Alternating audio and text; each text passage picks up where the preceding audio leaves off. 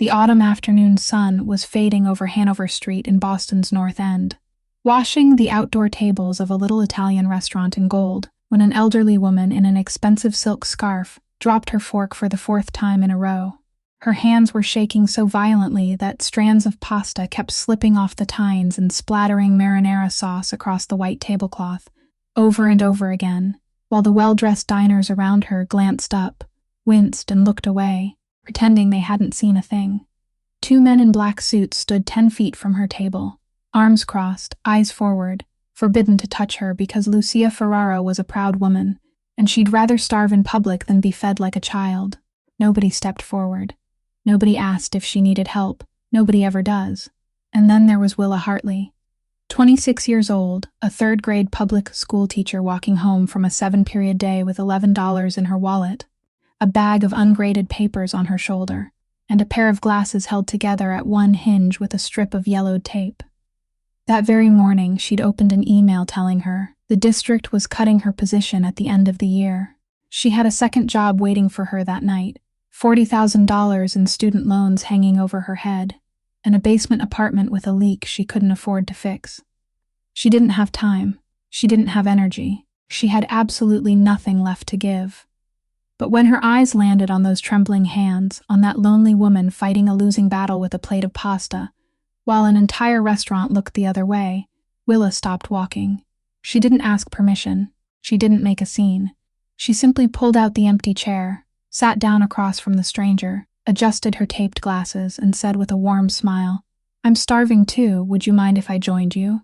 And for the next 20 minutes, this broke schoolteacher did something no one in that woman's world of money and power had done in years. She twirled the pasta, cooled each bite, and fed her, gently, patiently, without a shred of pity, talking about her students until the old woman laughed out loud, like she hadn't laughed in a decade. What Willa didn't know, what she couldn't possibly know, was that across the street, behind the tinted windows of a black Escalade, sat a man who hadn't moved a muscle in 17 minutes. His name was Rocco Ferraro. He was 36 years old, the most feared Mafia boss in Boston, a man they called the Ledger because he never ever forgot a debt, and the trembling woman at that corner table was his mother. His phone wouldn't stop buzzing over a multi-million-dollar shipment gone wrong at the docks, and just 40 minutes earlier, he'd given an order that would end a man's career, maybe worse. But Rocco couldn't look away, because he was watching his mother smile, really smile, for the first time in years over a gesture his money had never once been able to buy. Hundreds of men bowed to him. Entire neighborhoods feared his name. Yet not one soul in his empire had ever given his mother 20 minutes of simple human dignity, and a broke schoolteacher with taped glasses had just done it for free. As Willa stood up, said goodbye, and walked off to her second job without once looking back, Rocco lowered his phone, leaned toward the front seat, and said 6 words that would change both their lives forever. "Find me everything about her." Tonight, she'd just been noticed by the most dangerous man in Boston, and neither of them had any idea that this one small act of kindness was about to unlock a secret buried for 20 years, a betrayal hidden inside his own family, and a name from her past that could get them both killed. If stories about kindness, second chances, and the moments that change everything speak to your heart, don't forget to hit that like button right now. Share this video with someone who still believes that one good deed can rewrite a life. And make sure you subscribe to the channel, because you won't want to miss what happens next. Now, let's go back to that golden afternoon on Hanover Street, where a Mafia boss was still sitting in the shadows, unable to take his eyes off the woman who'd just fed his mother. Willa had made it only halfway down the block when she heard footsteps behind her, steady footsteps, unhurried, the kind that belonged to a man who knew with absolute certainty that he would catch up. She stopped in front of a bakery that had already closed, and the man appeared in the yellow glow of its glass window, tall, broad-shouldered, with neatly cut salt and pepper hair and the face of someone who had seen too much in life to be surprised by anything anymore. He lightly blocked her path, not threateningly, but just enough for her to understand that this meeting wasn't accidental. "My name is Tommy Grasso," the man said, his voice deep and strangely polite for a body like that.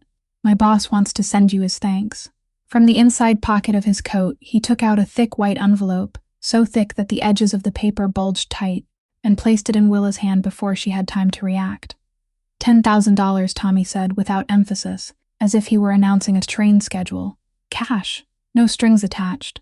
My boss said you did something money can't buy, so he wants to repay you with the only thing he has. Willa stood still. $10,000. 3 months of her salary, and after taxes even more than that. This month's rent and the next 5 months too. The overdue payment on her student loan. The leak in the ceiling of her basement apartment that dripped onto her stack of lessons every time it rained. The only pair of shoes she owned, their heels worn down since spring. All those numbers ran through her mind in exactly 3 seconds, and she hated herself for those 3 seconds. Then she did what she always did whenever she needed to keep her voice from trembling. She took off her taped-together glasses, slowly wiped the lenses against the hem of her sweater, circle after circle, slowly, as if she were wiping the temptation itself clean from her sight, then put the glasses back on, straight and proper.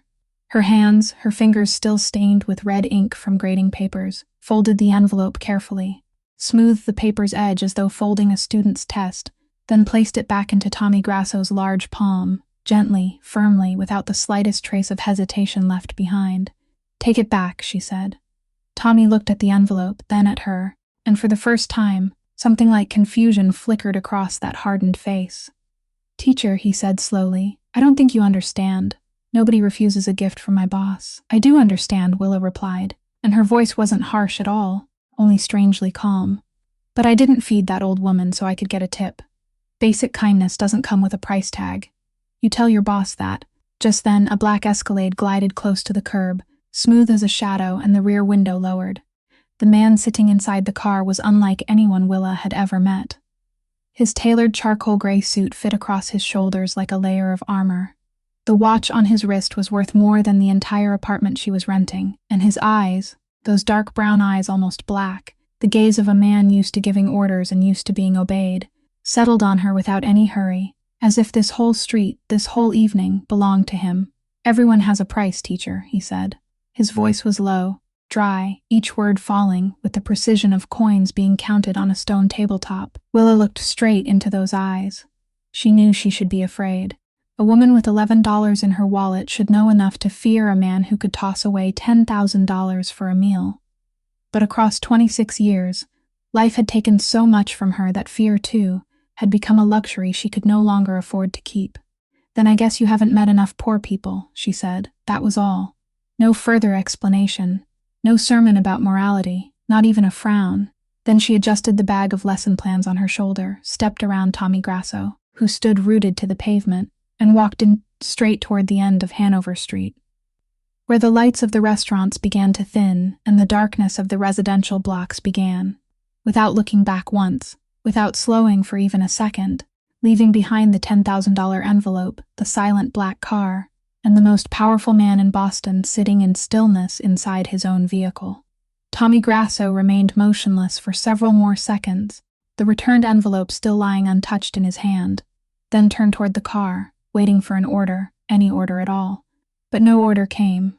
The rear window of the Escalade was still lowered, and the man inside was still watching the small figure in the old sweater grow farther away beneath the streetlights, until she turned the corner and disappeared completely. In his world, money was the final answer to every question, the period at the end of every negotiation, the thing that made even the most stubborn people bend.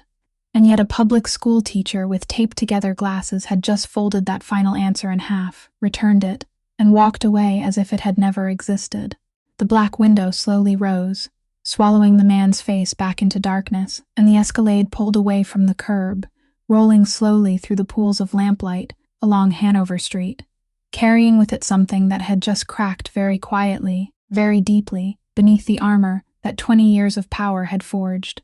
The penthouse on the top floor of the building overlooking Boston Harbor was sunk in the only light spilling from the desk lamp, and Rocco Ferraro sat there at nearly 1 o'clock in the morning, his shirt sleeves rolled up, his tie thrown over the back of a chair, with the file his men had delivered on time before midnight lying in front of him. Beyond the enormous glass window, the crane lights out at the harbor still glowed, the containers still shifted silently, according to a schedule he held in the palm of his hand, an entire world running on the rhythm of his breathing, and yet he didn't look at it once. He was staring intently at the photograph, clipped to the thin stack of papers on the desk. Earlier, Tommy had read the typed report aloud to him, and the details now echoed in Rocco's mind as his eyes traced the patterns of the letters he couldn't fully decipher. Willa Hartley, 26 years old, a third-grade teacher in Dorchester. Tommy's voice came back to him, recalling the school guard's account of a teacher who arrived before the janitors, who skipped her own meals to buy winter coats for neglected students. Rocco's finger drifted down to the bottom of the page, tracing the only 2 lines he had forced himself to memorize through sheer shape recognition. Mother, left the family, no trace. Raised by grandmother, deceased.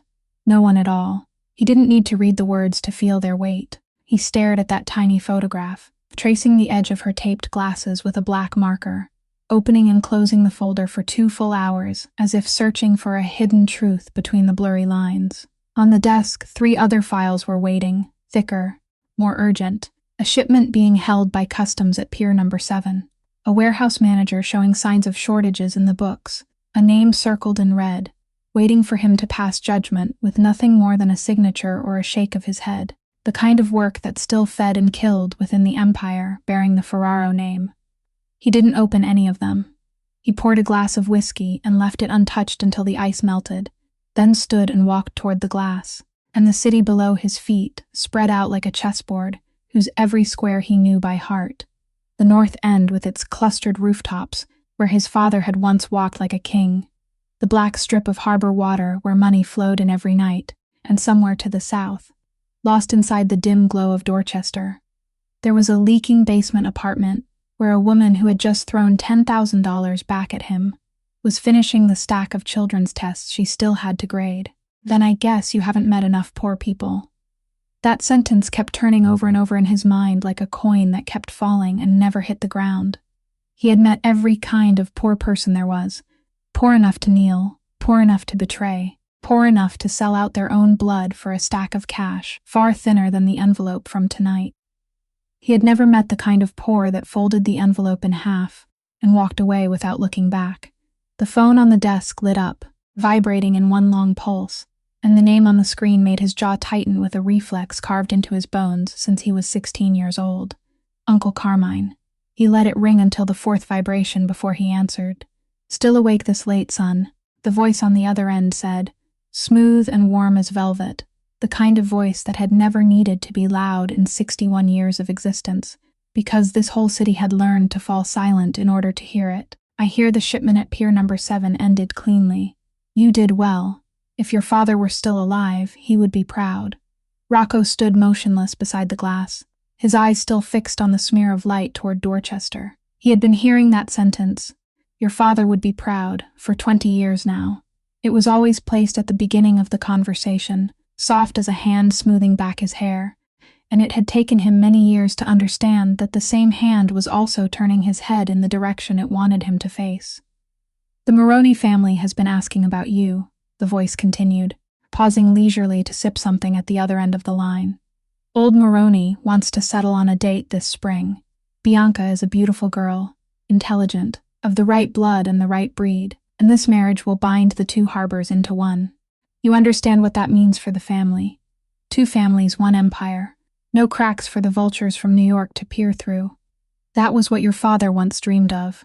Outside the glass, a container ship left the harbor, slowly gliding into the dark water, and Rocco heard his own voice come out dry and rough. I'll think about it, think about it. The voice on the other end gave a soft laugh, almost affectionate in its gentleness. Rocco, son, the man who stands at the head of a family doesn't have the luxury of thinking too long about matters like this. The heart is something I leave to poets. We are the men who keep the books, and books only need to be balanced. Remember that. Every debt must be, and Rocco pressed the button to end the call in the middle of that sentence, then placed the phone face down on the desk beside the file that was still open. The room sank back into silence, with only the faint cracking sound of melting ice in the untouched glass of whiskey. He sat down, pulled the file toward himself once more, and on the final page, where a photograph taken from a distance showed that teacher kneeling to tie a child's shoelace in front of the school gate, Rocco Ferraro. The man who had never forgotten a debt sat without moving until the sky was nearly light, for the first time in his life, not knowing which side of the ledger this one belonged on. 3 days later, the black Escalade stopped in front of the elementary school gates in Dorchester at afternoon dismissal. And when Rocco Ferraro stepped out, the entire street seemed to falter by half a beat. The school was a 3-story block of red brick built in an era no one still remembered, with a chain-link fence rusted in places, bent in others, and torn open in more than one spot. A cracked cement playground with a basketball hoop missing its net, and a school sign so faded that a person had to stand close to read it. He walked through the gate, past the old security guard, who was staring open-mouthed at the charcoal gray suit without a single crease in it, and entered the corridor where the smell of cheap floor wax mixed with the smell of old paper, where pale blue wall paint flaked away in scales around exposed water pipes, where every other fluorescent light seemed to flicker. His handmade leather shoes tapped against the worn vinyl tile, and the crayon drawings taped along both sides of the walls, crooked houses, blazing yellow suns, stick figure families holding hands, drifted past his line of sight like a world he had never been granted a visa to enter.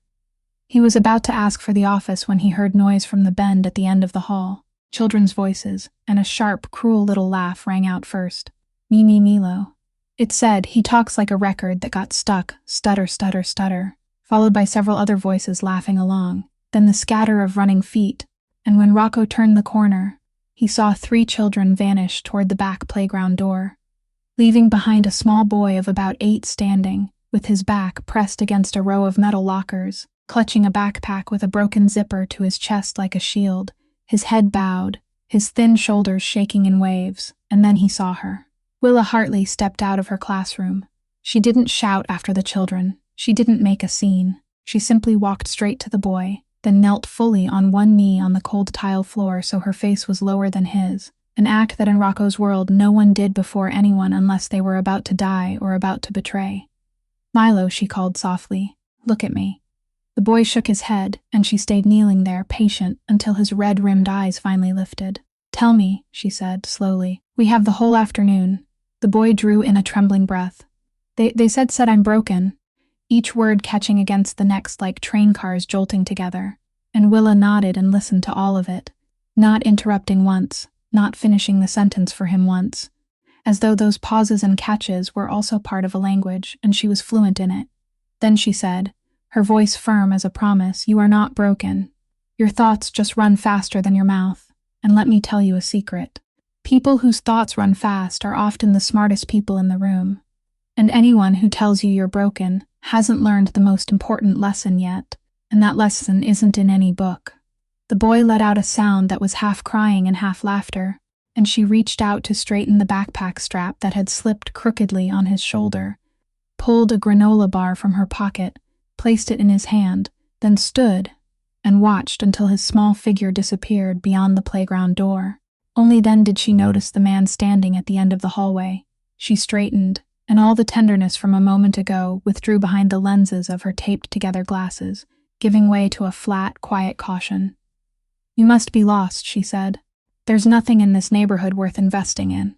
"I came to make an offer," Rocco said, and before she could turn away, he continued, "Not an envelope and not for me. For my mother, the woman you sat with at the restaurant that day. She's had Parkinson's disease for 10 years, and you're the first person in 10 years who made her finish a meal and still leave smiling." He spoke in the same voice that had delivered 1,000 orders, brief, sufficient, without one unnecessary word. "My mother needs a companion, not a nurse. She has enough nurses, and she drives them all away. Someone to sit with her, read with her, go with her to her appointments. Monday through Friday, weekends off. A salary 4 times what you make as a teacher, plus a private guest house on my family's estate in Weston, rent-free." Willa looked at him for a long while, and her question came straight as a ruler line. "What do you do that lets you pay that much for someone to sit and read books?" "Restaurants," Rocco answered. "Real estate, port transport." The answer was arranged neatly, like 3 clean files, but she had seen something close very quickly behind the bottom of his eyes before it could become words, and it was that moment that made the pieces fall into place. The unusually thick envelope, the man who had introduced himself as Grasso, with the stance of someone blocking a street, the Escalade with black windows, and the last name the restaurant manager that day had lowered his voice to whisper to a coworker the way people whispered a prayer. Ferraro. She took half a step back, not out of fear, but the way someone steps back from the edge of deep water after suddenly seeing the bottom.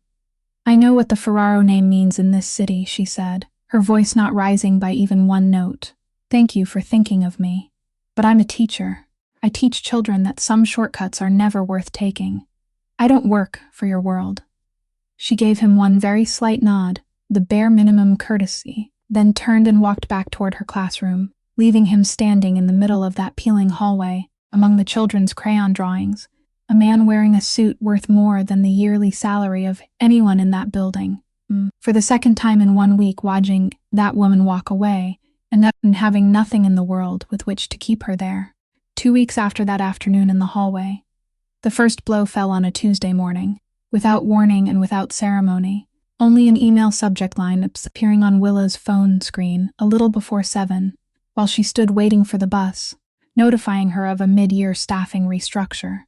The school district wrote in that smooth, administrative language with no sharp edges to grip, saying that because the budget deficit was more serious than expected, classroom closures and staff reductions would take effect at the end of this month instead of at the end of the school year as originally planned, that her students would be divided among other classes, that the district sincerely thanked her for her dedication and wished her all the best on the road ahead. She read that email 3 times on the swaying bus, and the only thing she thought about wasn't her salary. But Milo, the fact that the boy had only just raised his hand to speak in class the week before, for the first time in 2 years, and now he would be thrown into a class of 35 children with a strange teacher who didn't know not to finish his sentences for him. That afternoon she stayed late, packing each stack of her students' drawings into cardboard boxes, taking each picture down from the wall as though pulling stitches from skin. And the old security guard had to clear his throat a second time before she realized the school was about to lock its doors. The second blow came that very Friday evening, already waiting in the rusted mailbox of her building. A printed notice from the property management company that had just bought the entire row of apartments, informing her in accordance with Massachusetts law that starting with the next term, the rent on her basement apartment would increase by $400 a month due to a market rate adjustment, and that if she didn't agree to the new amount, she had 30 days to surrender the apartment. That night, Willa sat cross-legged on the floor, directly beneath the yellow stain spreading across the ceiling, where water still dripped whenever it rained hard, and did the thing she had become skilled at since she was 18 years old, laying out everything she had in front of her. The curled corner softcover expense notebook, the stack of bills clipped together with a clothespin, the envelope of cash divided into sections with sticky notes, and the handheld calculator from college. She added, subtracted, then added again, the salary from her final weeks of teaching, the money from grading papers for hire 3 evenings a week, the unemployment benefits she might be able to apply for, but would have to wait to have approved, the student loan payment due on the 15th, electricity, phone, bus fare, rent at the new rate. She did the calculation 4 times in 4 different ways, moving the numbers around the way someone moves furniture in a room too cramped to breathe, and all 4 times, the result shook its head at her. Not enough. No matter what she cut, it wasn't enough. She didn't cry. She had stopped crying over numbers a very long time ago. She only took off her glasses, pressed the bridge of her nose, and sat for a long while in the silence of the half-sunken apartment, where through the narrow window near the ceiling she could see only the feet of people passing on the sidewalk, feet that always had somewhere to go. The knock came on Sunday evening, 3 taps, firm and polite, and when Willa opened the door with the chain still latched, she saw the familiar figure of Tommy Grasso, standing sideways in the narrow doorway of the basement stairwell, looking almost absurdly large in that space. He wasn't offering any envelope. His 2 hands were open for her to see. There was only a small cream-colored letter held between 2 fingers. "I'm not here on behalf of my boss," Tommy said, his voice low and somewhat awkward, the kind of awkwardness that seemed strange on a man like him. "I'm here on behalf of the old lady. She wrote this herself. It took her nearly an hour, and she made me swear I'd put it directly into your hands." He passed the letter through the crack in the door, gave a slight bow of his head, then climbed the steps back up toward the street, without waiting, without asking, without adding another word. Willa closed the door, sat down on the edge of the bed, and opened the envelope with both hands. Inside was a sheet of thick cream stationery, expensive paper, but what lay across it made her chest tighten before she even had time to read. Crooked, trembling lines of handwriting, uneven in size. Some letters shooting upward, others leaning sideways like trees after a storm, places where the ink had darkened into a round dot, because the hand had been forced to stop for a long time, waiting for the tremor to pass before daring to write again. And she understood, with everything she had read about that disease over the past 2 weeks, while refusing to admit to herself why, that every single word on this page was a battle the writer had fought alone. The letter was only a few lines.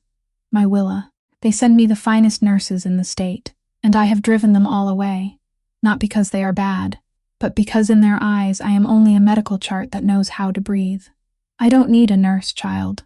I need someone who looks at me as a human being. You did that for a strange old woman for 20 minutes, without needing any reason at all. Please, Lucia. Beneath the signature was a streak of ink dragged toward the corner of the page, the mark of a hand exhausted after the final battle. Willa sat there, in the basement apartment that would soon no longer be hers, among the cardboard boxes holding drawings from students who would soon no longer be hers, and tears fell onto the cream-colored paper before she had even realized she was crying. Not because of the district email, not because of the rent increase notice, not because of the 4 unsolvable calculations on the floor that night, but because a 70-year-old woman all the way out in Weston had wrestled with her own betraying hands for an entire hour, just to write Willa one word, please. She wiped her face with her sleeve, drew a long breath, picked up her phone, and dialed the number printed on the business card, still tucked inside his expense notebook from that day at the school. The phone rang twice before the other end picked up, silently waiting. I accept, Willa said, her voice still wet but not trembling at all, on one condition. I work for Lucia, not for you.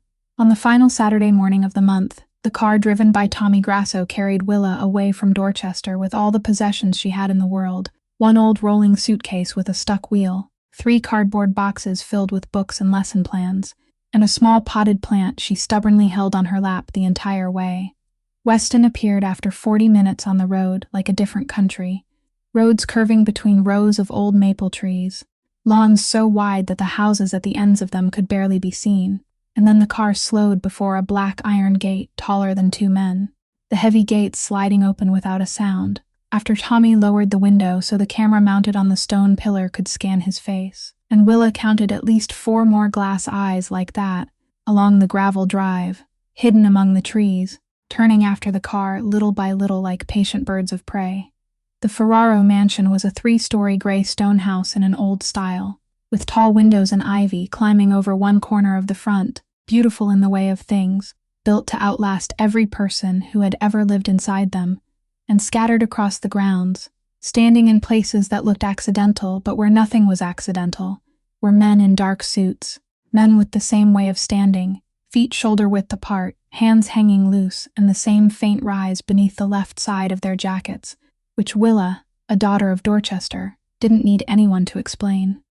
She held the potted plant a little tighter and followed Tommy through the oak door into the grand foyer, where the ceiling soared high above with a crystal chandelier, where the marble floor shone brightly enough to reflect a person's shadow, and where Rocco Ferraro was waiting at the foot of the staircase, in a white shirt without a tie, his sleeves rolled twice, looking as though even his ease had been tailored. Welcome to Weston, he said, and wasted not another second on courtesy. There are 3 rules here. You'll hear them once, and I won't repeat them. 1, you don't ask about my work, ever, no matter what you see or hear. 2, the east wing of the house is off limits. You have no business there. 3, after 10 o'clock at night, you don't leave the property without one of my men with you. This isn't confinement. This is safety. My world has enemies, and I don't let them find anyone under this roof. His voice was neither high nor low, each condition set down like a paving stone, and the men standing around the foyer listened with the faces of people who had heard this speech many times, who had watched many people nod, because everyone nodded. Willa set the potted plant down on the marble floor, slowly, then straightened and looked at him. All right, she said. Your 3 rules, I'll remember them. Now mine." A silence as thin as a sheet of paper slipped through the grand foyer, and she went on, clearly, without rushing.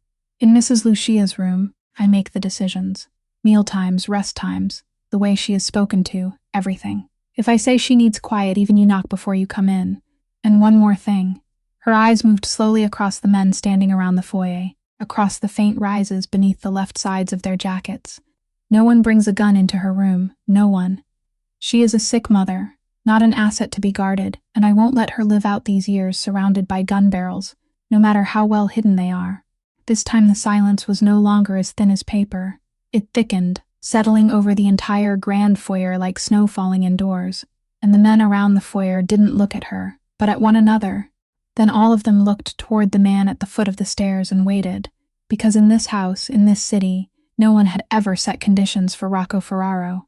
People asked him, people begged him, people nodded at him, and in the memory of every man there, no one had ever stood in the middle of the Ferraro foyer and demanded that the family's men leave their guns outside the door. Tommy Grasso stood beside the stack of cardboard boxes, and anyone with sharp eyes would have seen the corner of his mouth move very slightly before he managed to suppress it. Rocco looked at Willa for 3 long seconds, his dark brown eyes revealing nothing of whatever was happening behind them. Then he nodded, one short, decisive nod, and said to the whole foyer without taking his eyes off her, "You heard her. My mother's room follows Miss Hartley's rules from today on." The breath released by several of the men was almost audible. Just then, the sound of heels clicking across the marble came from the direction of the living room, even and sharp like the ticking of a metronome.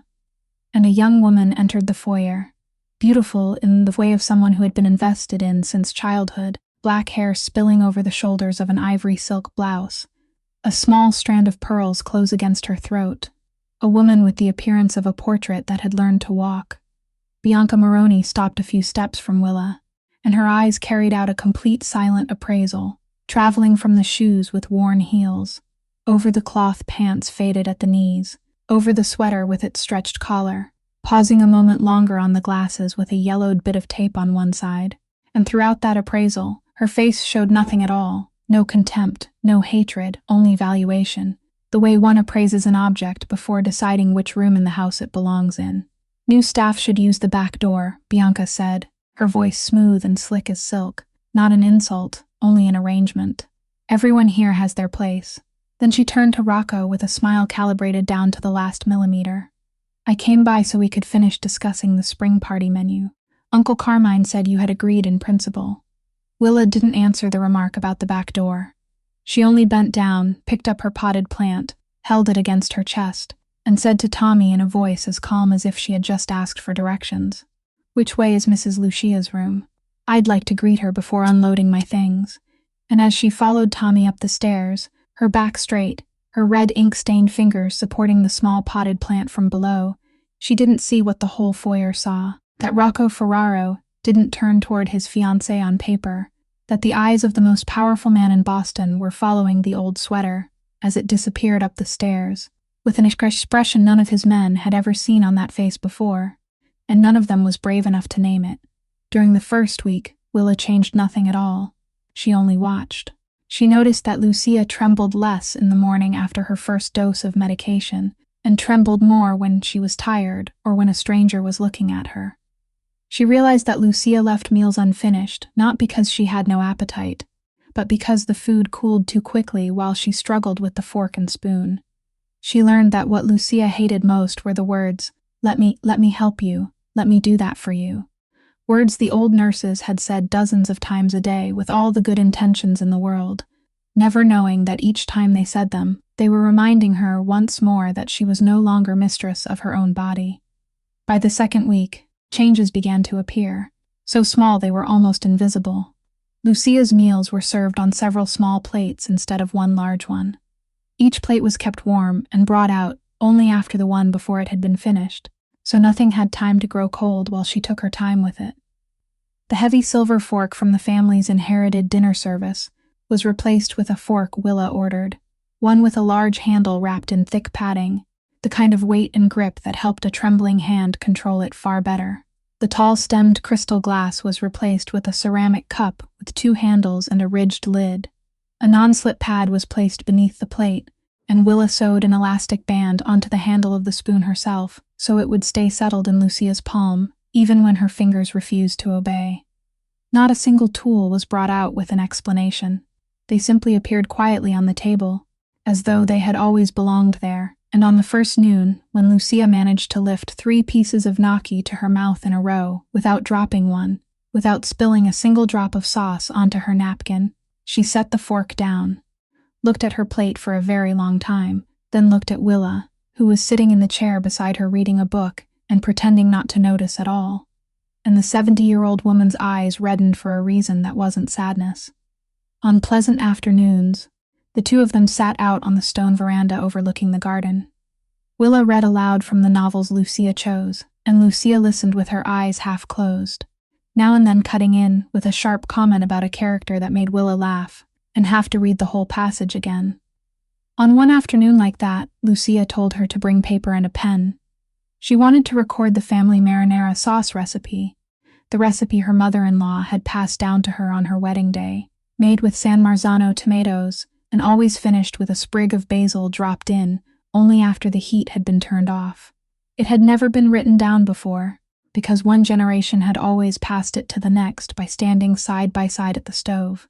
But now, she said as lightly as if she were speaking about the weather, these hands of hers couldn't stand beside anyone at the stove anymore, and memory made no promises to the old. She tried to write it herself. The pen in her hand trembled against her with every stroke, the first 3 words leaning crookedly into one another, and Willa saw the familiar shadow of helplessness about to descend over her face, so she did the only right thing. She didn't take the pen from her. She pulled her chair closer, set the paper between them, and said, "You read it out, and I'll write it down, but you have to read it in the voice of the person who holds the secret, because if I ruin this sauce, the honor of the Ferraro family is finished." Lucia burst out laughing, and for the next hour she spoke while Willa wrote. She wandered into stories about her wedding, about her stern mother-in-law, about the first pot of sauce she had ruined, and how the whole family had politely eaten it in silence, stories pouring out of her as though they had been waiting behind that door for years, needing only someone to knock. By the end of the afternoon, the recipe lay complete on the table in the round, careful handwriting of a 3rd-grade teacher, and beneath it, Willa pushed the paper toward Lucia, pointed to the blank space at the bottom of the page, and said, "I left this part for you. The keeper of the recipe has to sign her name." Lucia looked at her for 1 second, understood, then took the pen in both hands, slowly, very slowly, stroke by stroke, trembling but not stopping, and wrote the name Lucia in the corner of the page, crooked and proud. When she set the pen down, she said, not looking at Willa but out toward the garden settling into evening shadow, "You know, this disease took my hands from me, but hands are something I have learned to live without. The thing I can't live without is the other thing. It's the pity in people's eyes that takes dignity away. For 10 years, people have looked at me like a precious vase with a crack in it. Only you look at me like a woman who is still whole inside." Willa didn't answer. She only placed her hand over Lucia's trembling one and held it there, because she knew there were some things that didn't need a reply, only someone willing to hear them. Neither of them knew that in the inner hallway, Rocco Ferraro had been standing there for who knew how long, one shoulder against the wall beside the doorway opening onto the veranda, the documents he had meant to bring for his mother, to sign hanging loose in his hand, listening from the beginning, motionless as the stone statues in the garden, a man who could buy his mother an entire hospital. And yet, for 10 years, had never once thought that what she needed was a fork with a larger handle, and someone who left a place for her to sign her name. And when he turned away, so quietly that no one heard his shoes on the stone, his face carried the expression of a man who had just watched his entire fortune evaporate in a single afternoon. That night, after midnight had passed, Willa went downstairs to look for the half-read book she had left behind in the living room. And on her way back up, she saw a strip of yellow light showing through the library door. She meant to pass by, but through the crack she saw Rocco sitting alone behind the large wooden desk, a thick file in front of him, the glass of whiskey beside his hand already lower than before, and he was holding a page beneath the lamp with the taut concentration of a man studying every line. The page in his hand was upside down. He held it that way for a very long time without turning it over, and Willa quietly left the crack in the door, climbed the stairs in the dark, and carried that image with her, the way a person carries a puzzle piece, without yet knowing which picture it belongs to.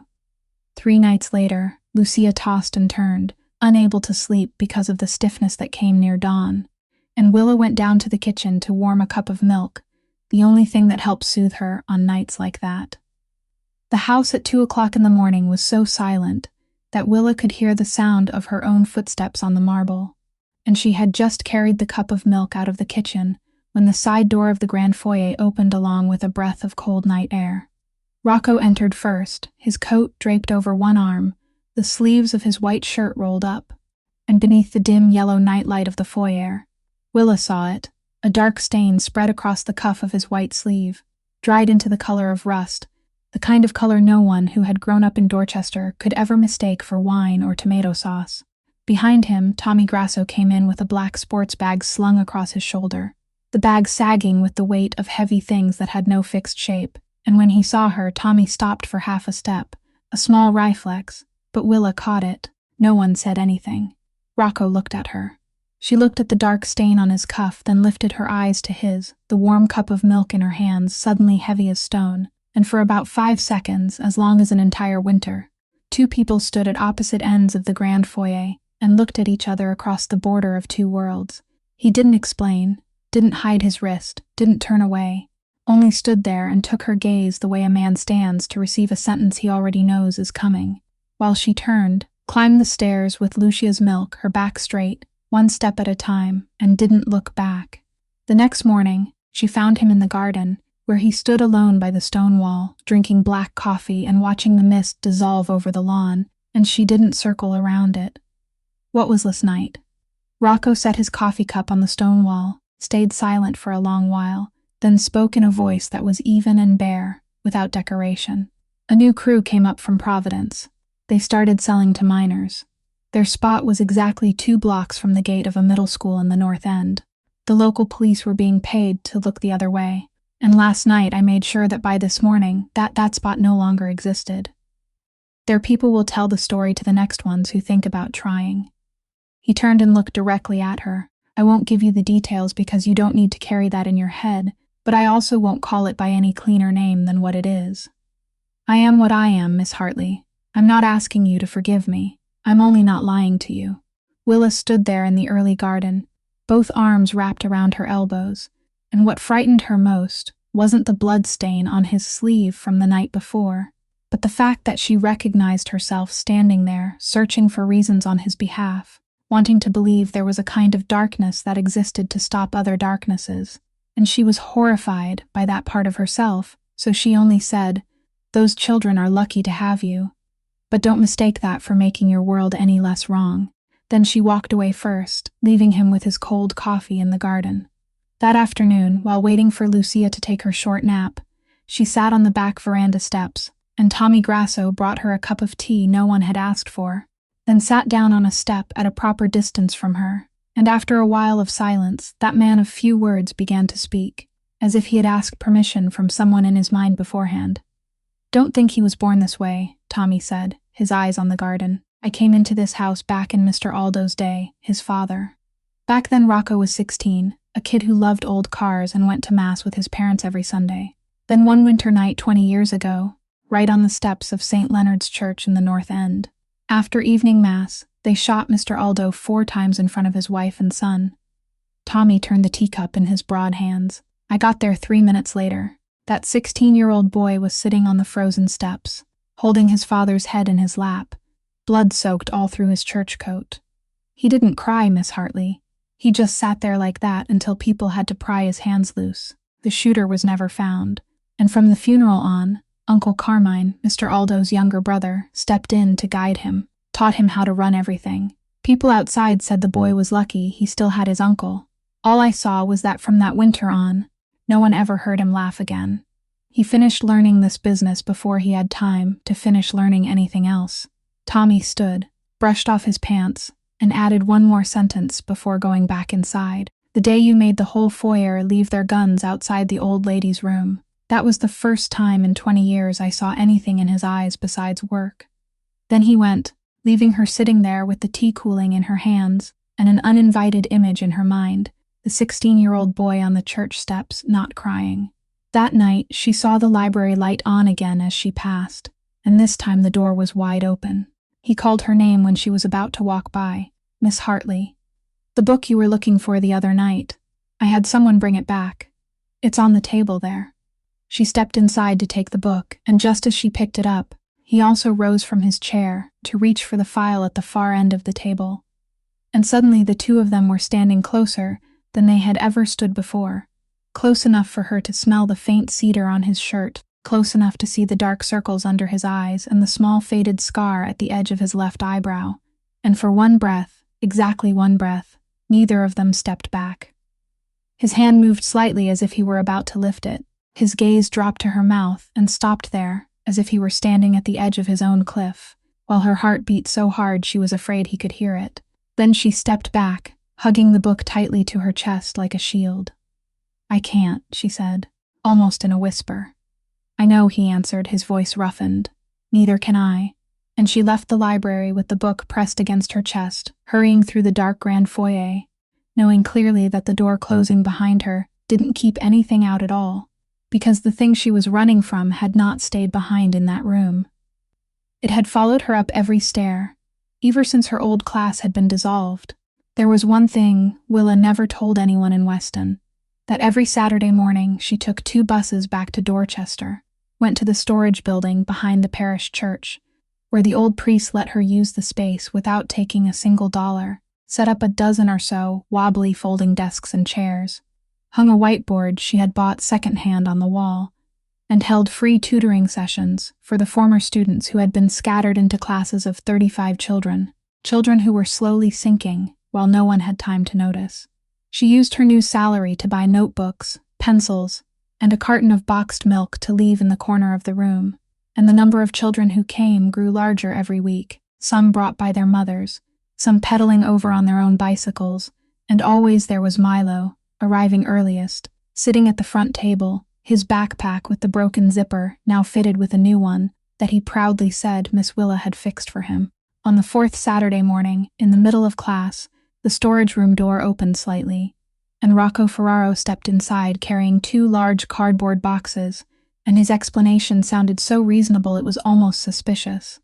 That Tommy had driven him through this neighborhood because he had business nearby, that his mother had heard about the class and forced him to bring over some books and cookies she had ordered the staff to prepare, that he would only stop by for 5 minutes.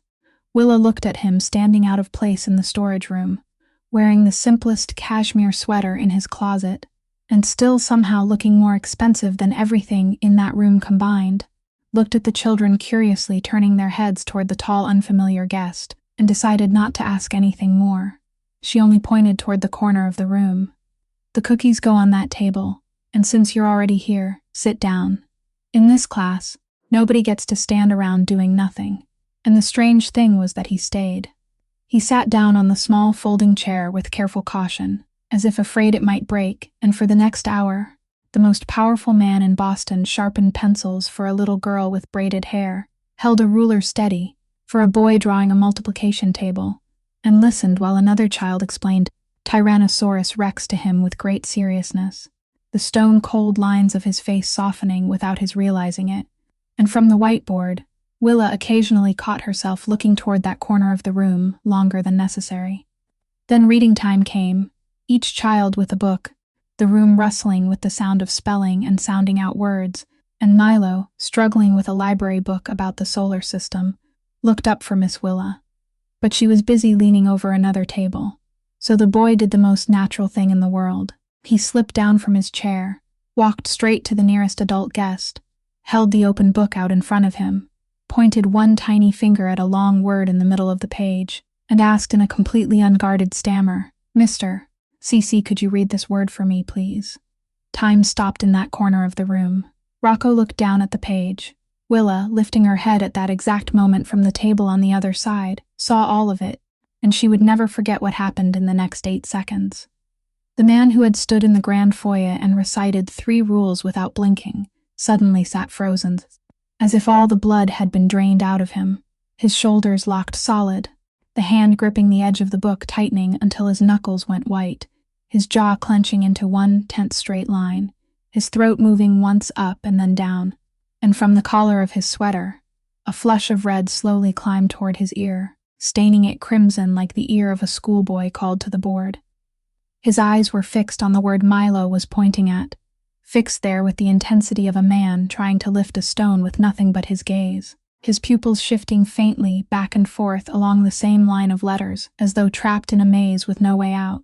1 second, 2 seconds, 3 seconds. The room still murmuring with children sounding out words, while that corner felt silent as the bottom of the sea. Milo still waiting patiently with the absolute trust of a child who believed every grown-up could read every word in the world. And then the phone in Rocco's pocket came out in a motion too quick, too practiced. He glanced at the dark screen that had never lit up, said softly, "I have a call, wait for me a minute." "All right," then stood and stepped out through the storage room door, pressing the silent phone to his ear, and through the dusty window, Willa saw him standing with his back turned to the classroom, his shoulders rigid, speaking to someone who did not exist on the other end of the line. She went to Milo, sat down, read the word for him, astronomy, a long word from a third-grade book, then listened as he read the rest of the page, praised him, but her mind had already split in two, one half there with the page about the planets, the other rushing backward to the night before in the library at Weston, to the document upside down, in Rocco's hand under the desk lamp, to the way he had held it for so long without turning it over, and to a series of other fragments that only now began to align, the way he always told Tommy to read everything aloud because it was faster, the way every order he gave was spoken, the way the contract hiring her as Lucia's companion had been handed to her with the words, "Read it carefully, then summarize it for me so I know how you understand it." A sentence she had thought then was the superior man's test of her intelligence. The fragments fell into place, one by one, icy cold, and the picture that emerged made her place a hand on the tabletop just to keep herself seated. Rocco returned a few minutes later, calm as if nothing had happened, stayed for precisely one polite stretch of time, then said goodbye to the children and left, and when he passed her at the door, giving a slight nod and saying, "Thank you for the morning, teacher." Willa looked into his eyes, smiled back with perfect courtesy, said nothing, asked nothing, revealed nothing, because she had been a teacher long enough to know that some wounds must never be touched in front of other people. But when the storage room door closed behind him, she stood watching through the dusty window, watching that man walk toward the black car with the proud, perfectly straight back of a boss, and her heart tightened around a truth she wished she hadn't recognized. That 20 minutes earlier, that man had been struck down in the middle of a storage room full of children, not by bullets or enemies, but by a third-grade book and the clear, bright trust of an 8-year-old boy. It took Willa 4 days to decide, 4 days of weighing every possibility, that he would become furious, that he would send her away, that she was touching something a man like him had buried deeper than any secret of the Underworld, because she understood that, for people like Rocco Ferraro, exposing a weakness was more dangerous than exposing a crime. But then she remembered Milo from that first day, the boy who would rather take a bad grade than read aloud in front of the class, and she remembered the reddened ear of a 36-year-old man in the storage room, and those two images fit over each other so perfectly it hurt. So on Wednesday night, after Lucia had fallen asleep, she carried the package wrapped in brown paper down to the library, where the familiar strip of yellow light still slipped through the crack in the door. She knocked twice, waited for his answer to come in, and walked to the desk to place the paper-wrapped package on the wood, right beside the file he had opened. Rocco looked up. "What is this? Open it," she said. He removed the brown paper with the slow fingers of a man accustomed to opening shipments worth entire fortunes, and then those fingers stopped. On the desk lay a reading curriculum for adults, the kind designed specifically for minds that processed written words differently, its plain dark blue cover as serious as a law book, without a single childish picture on it, along with a set of letter cards printed in a special font and an amber plastic reading ruler. The room fell into a silence with weight. Rocco didn't look at her. He looked at the books, and Willa watched his face pass through every stage of a very long journey. In a few very short seconds, confusion, then understanding. Then something dark closing down like shutters slamming shut.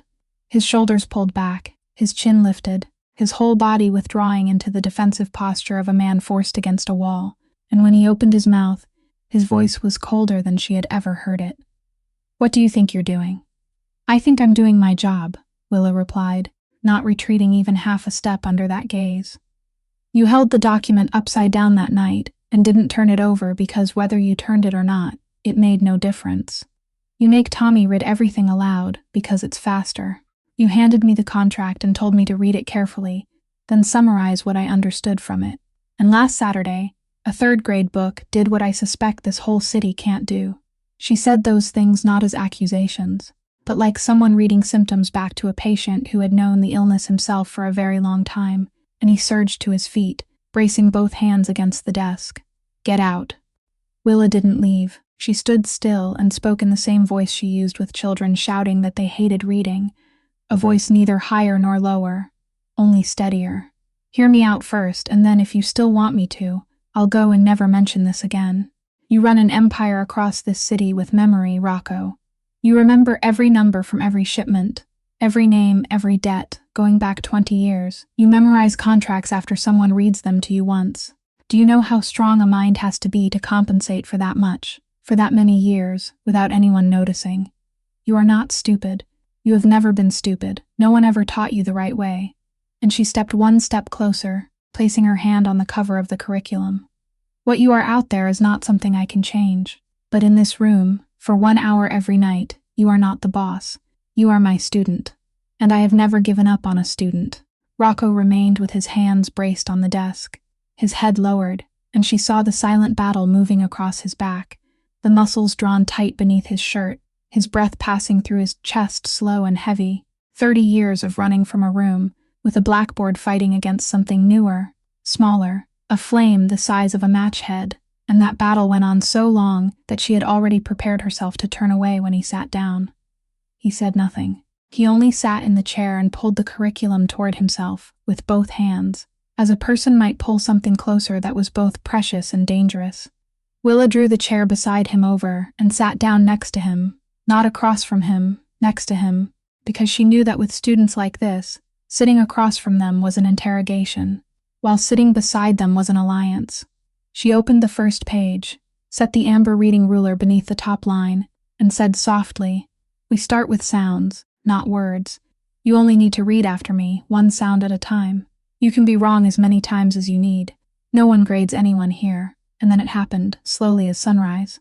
The most ruthless man in Boston placed his index finger on the page, the finger that had signed judgments and given orders that made people tremble.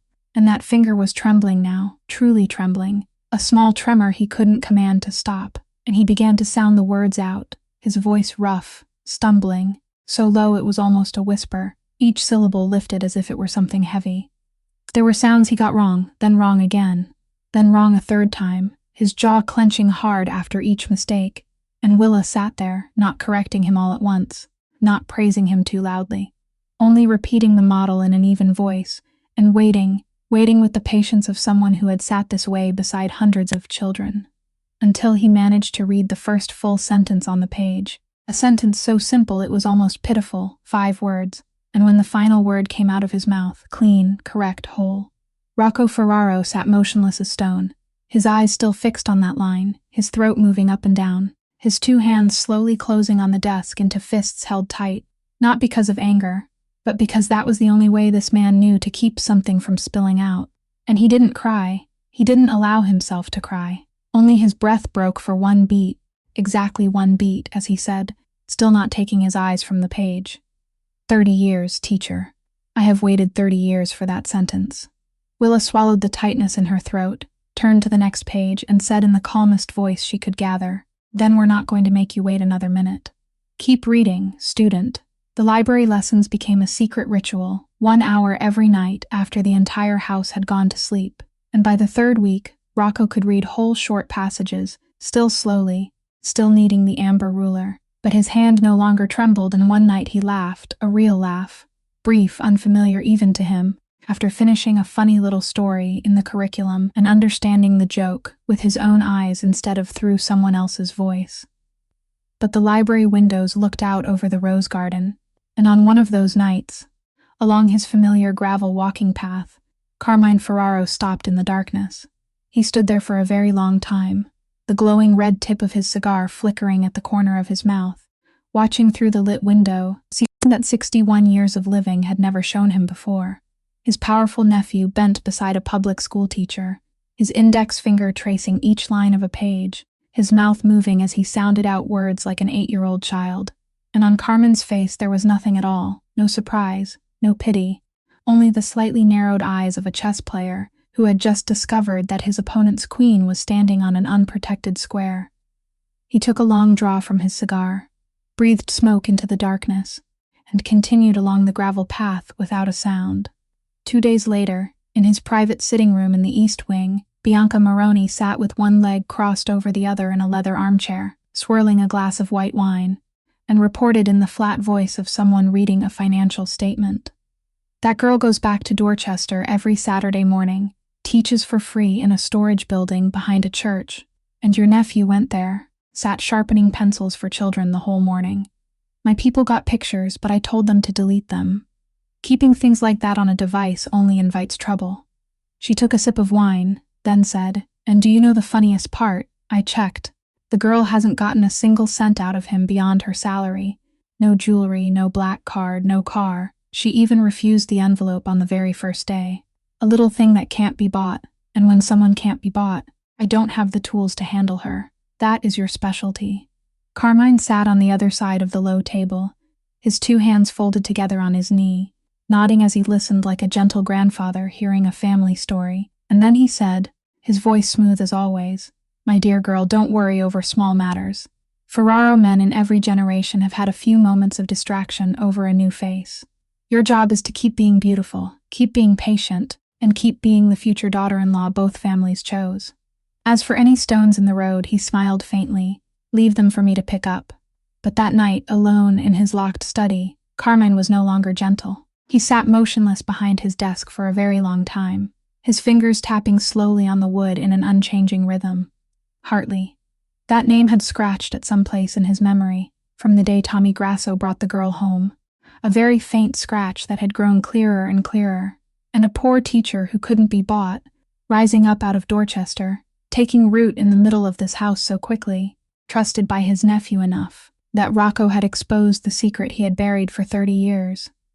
Things like that in Carmen's world were not allowed to be called coincidence until they had proved they were coincidence. He stood, removed the oil painting of Boston Harbor from behind his desk, turned the combination lock of the wall safe 3 times from 20 years of memory, and drew from the bottom compartment a leather folder dried stiff with age. Carmine knew Bianca's spies were shallow. They only saw a poor schoolteacher, but his own blood-stained memory dug deeper into the name Hartley. Inside were paper files browned to the color of tea, documents from the days when he still had to clean up with his own hands, the things he couldn't trust to anyone else. He turned through each file with unhurried fingers, then stopped. In the corner of one thin file, the typed words had faded but were still clear enough to read. Hartley: Sunday evening, according to Ferraro family custom, was family dinner, and that week Lucia was feeling well, so the long dining table was fully set. Rocco sat at the head, Lucia on his right, Willa beside her, because Lucia had insisted on pulling her there, Bianca across from them, and Carmine at the other end of the table, pouring wine for everyone with the care of an exemplary elder. Conversation around the table passed smoothly through the main course, until Carmine, while praising the marinara sauce for tasting exactly like the old days, suddenly released a sentence as lightly as setting a spoon on a napkin.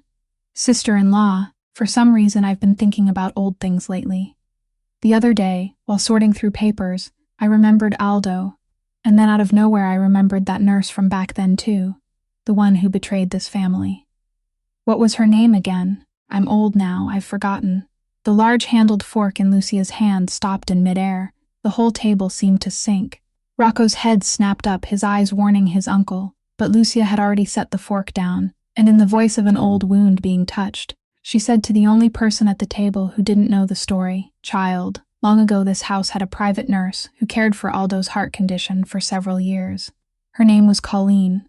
She wasn't just staff, she was my friend, the only person in this house full of men who sat and drank tea with me every afternoon. I loved her like a younger sister. Then just days before my husband was shot on the steps of St. Leonard's Church, she suddenly vanished.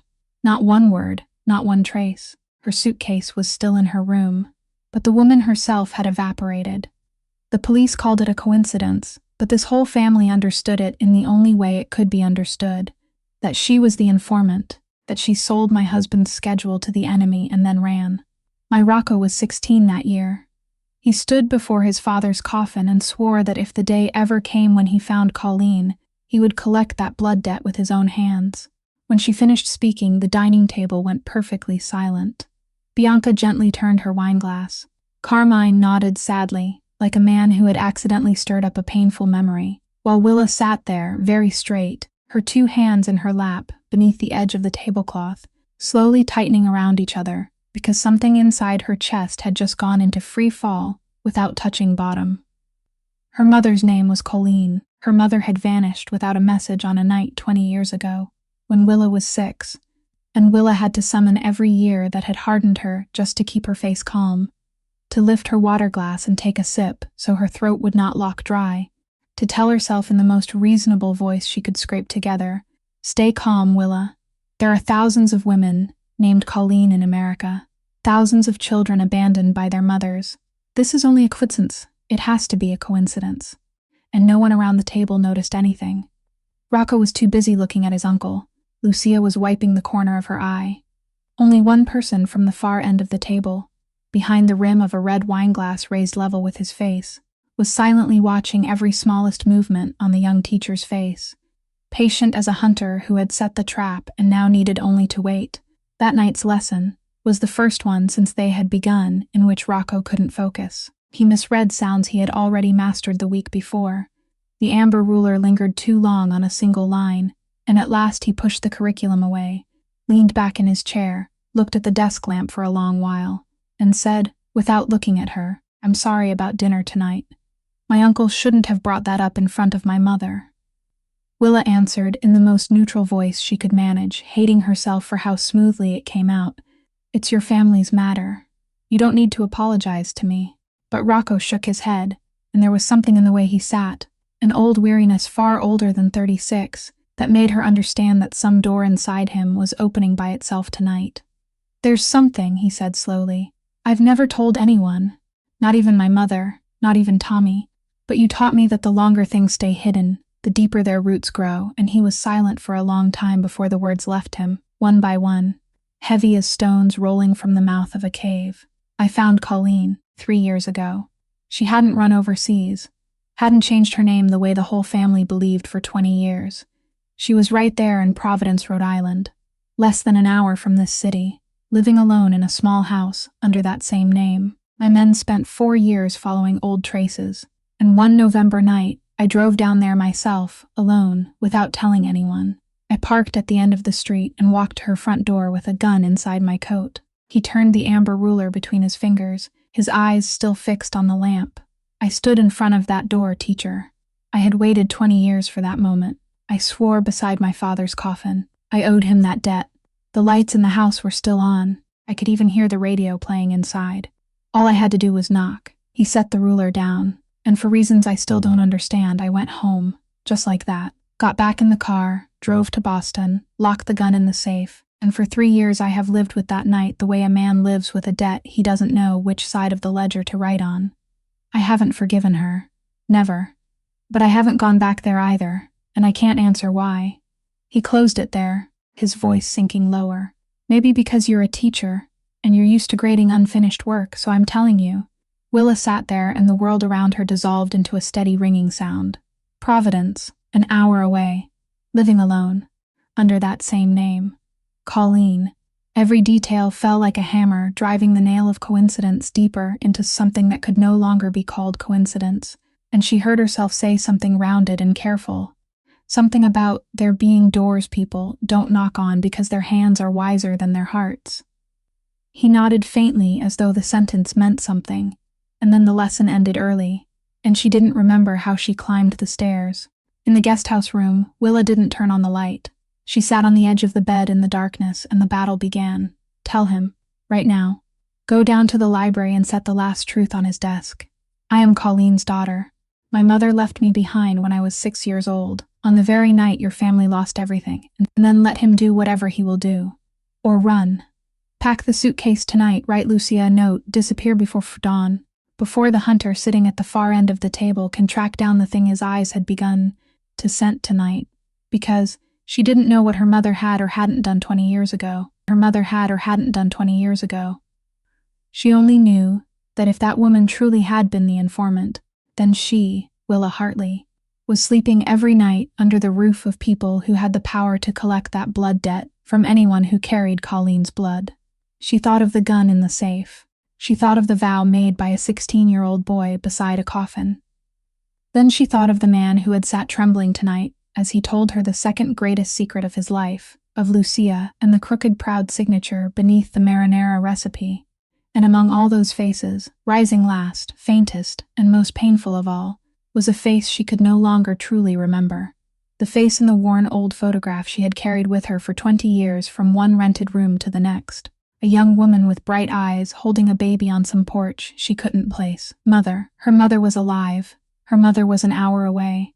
For 20 years, Willa had trained herself to stop asking, stop waiting, stop looking out the window on every birthday. For 20 years she had nailed down the answer that the woman was dead or, worse, that she didn't want to find her. And yet all it took was 4 words, Providence, Rhode Island. For every door Willa thought she had locked to burst open at once, and longing flooded in, whole, greedy, unreasonable, the longing of the 6-year-old child still sitting inside the chest of the 26-year-old woman. It didn't care about informants or blood debts. It only needed to see her mother's face once while her mother was still breathing. And near dawn, Willa knew she had lost to it. She wouldn't tell him, not yet, and she wouldn't run either. She would stay, silent, alert, and find a way to Providence somehow, so she could see that woman with her own eyes before anyone else in this house saw her first. She didn't have to wait long. The next afternoon, while she was reading partway through a chapter on the veranda, Lucia told her to call Rocco out, and in front of them both, that mother sat very straight in her wicker chair, her trembling hands folded on her lap, speaking in the voice she always used to end every argument in this house. "Rocco, I've been thinking ever since dinner last night. I'm old now. You know what my illness is like. The doctors say my memory won't wait for me forever. I don't want to close my eyes with a thorn still in my heart. Find Colleen's address for me. I know you can. And take me to see her. I don't need to collect a debt from anyone. I only need to ask her one question. Why? So I can close it before I forget everything. Do you understand?" And Rocco stood motionless beside the veranda pillar for a long while, his eyes passing over Willa for the briefest moment, the glance of a man carrying a secret toward the only person who carried it with him. And then he said quietly, "Yes, I'll arrange it." And Willa, her heart pounding all the way up into her throat, heard herself speak with perfect calm. A trip that far, she'll need someone with her to care for her. I'd like to go too. 3 days later, the black Escalade left the gates of the Weston estate on a cloudy morning, with Rocco driving himself, no chauffeur, no escort cars, only a bodyguard named Sal in the front seat, according to the bare minimum security procedure that Tommy, restless because he had to stay behind and oversee the port business, had absolutely refused to compromise on any further, while Lucia and Willa sat in the back seat, with a knitted basket between them holding a shawl, medicine, and the thermos of ginger tea Willa had prepared early that morning. The car merged onto Interstate 93 southbound in silence, each person carrying a private storm compressed beneath a calm surface.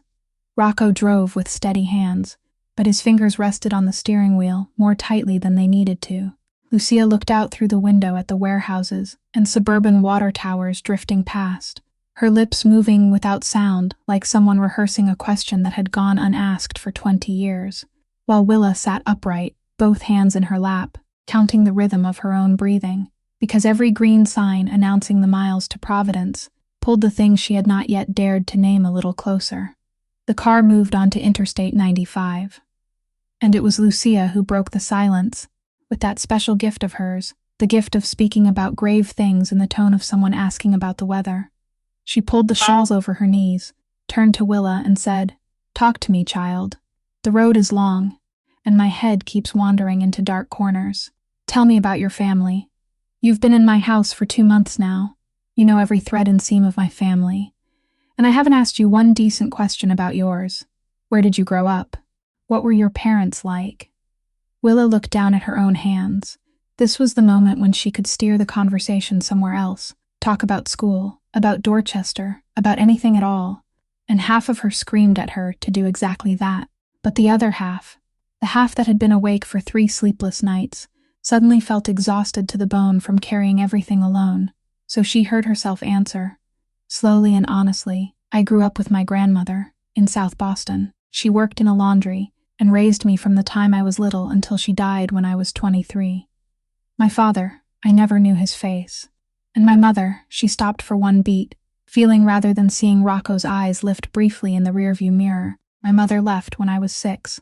One night, she put me to sleep at my grandmother's house and never came back.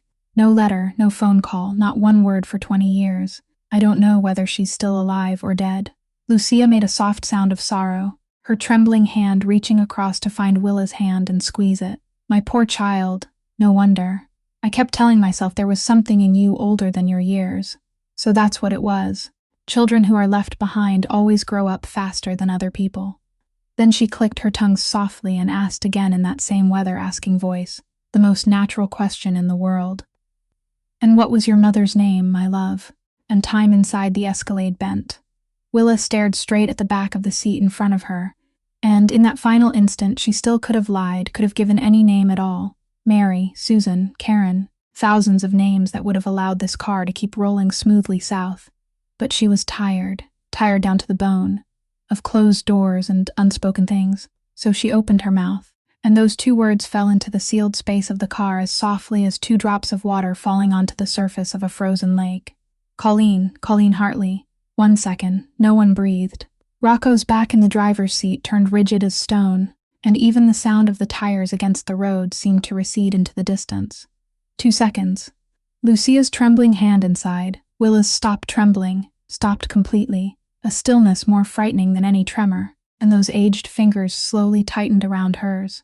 3 seconds. In the rearview mirror, Willa saw Rocco's eyes, and she knew he was looking at her through that mirror too, their gazes meeting on the narrow glass, his eyes not angry, not suspicious, but empty in the way of a man who has just heard the first crack run through the foundation of his life. 4 seconds. Sal shifted in the front seat, sensing something in the air without understanding what it was. 5 seconds.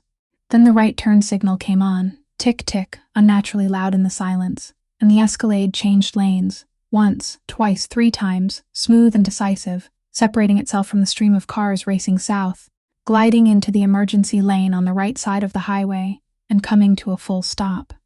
The hazard lights began blinking in a steady rhythm, and Rocco Ferraro turned off the engine, both hands still on the steering wheel, looking straight ahead at the road where other cars continued to rush past, making the body of the vehicle tremble faintly, not turning around, not saying a word. It was Lucia who spoke first, her voice thin as tissue paper. "Child, please. Do you have a photograph of your mother?" Willa didn't answer with words. She bent toward the worn cloth bag at her feet, her hands only now beginning to shake, shaking harder than Lucia's. She opened her wallet, drew from the innermost compartment a small envelope, whose 4 corners had been worn down by 20 years of traveling with her through every rented room, and took out the faded color photograph, a crease running diagonally across one corner of the sky, a photograph of a young brown-haired woman with her hair tied low, standing on the porch of a house that could no longer be placed, holding a baby girl in her arms, both of them smiling at the person behind the camera, and she set that photograph into Lucia's waiting palm. The 70-year-old woman lifted the picture close to her face with both hands, narrowing her failing eyes at the face in it. 1 second, 2 seconds, and then a sound broke out of her chest. Not quite a sob, something older than that. Her right hand left the photograph and pressed tightly over her mouth, and through the spaces between those violently trembling fingers, the words escaped, soaked through with tears. "It's her. Oh my God, it's her. It's my Colleen." And in the front seat, while the hazard lights kept ticking steadily like the heart of a machine counting down the last seconds of the old world, Rocco Ferraro slowly bowed his head until his forehead touched the 2 hands still clenched around the steering wheel. The first person to move was Rocco. He lifted his head from the steering wheel and said to Sal in a colorless voice, "Get out and wait." The bodyguard obediently opened the door and stepped out, standing a few paces from the car on the shoulder. His back turned, leaving the three people inside alone with an air so thick there was no room left for a fourth. The moment the door closed, Willa spoke, and her voice was no longer the voice of the gentle teacher who sat on the veranda reading books. It was low, taut, trembling at the bottom like a violin string about to snap. "Did you know before?" Rocco turned to look at her through the space between the two front seats. "What?" "You heard what I asked," she said, each word separated and clear.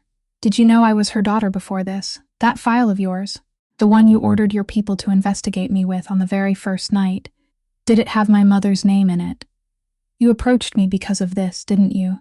The job offer, the guest house, the salary 4 times higher. What was all of it for? To keep the daughter of your enemy within reach until the day you could use her." And the more she spoke, the more the pieces of suspicion assembled themselves inside her head into a terrifying and complete machine. Even that coincidence at the restaurant, was it really a coincidence? Or had someone been following me before that? She heard herself breathing hard, both hands gripping the edge of the leather seat, because if that was true, then the past 2 months, the afternoons beside Lucia, the nights in the library, everything she had believed to be the truest thing in her life had suddenly become nothing more than a move on a chessboard, where she was the only pawn never given a map. "No." Rocco said only one word, and he said it straight into her eyes without blinking. "The file on you had only 2 lines about your mother.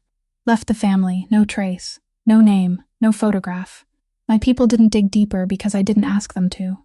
I asked them to learn about a kind waitress, not trace a family tree." "I swear," he said, and his voice dropped lower. "I swear on my father's grave, Miss Hartley. And you know what that oath means in this house. Until 5 seconds before you said that name, I didn't know."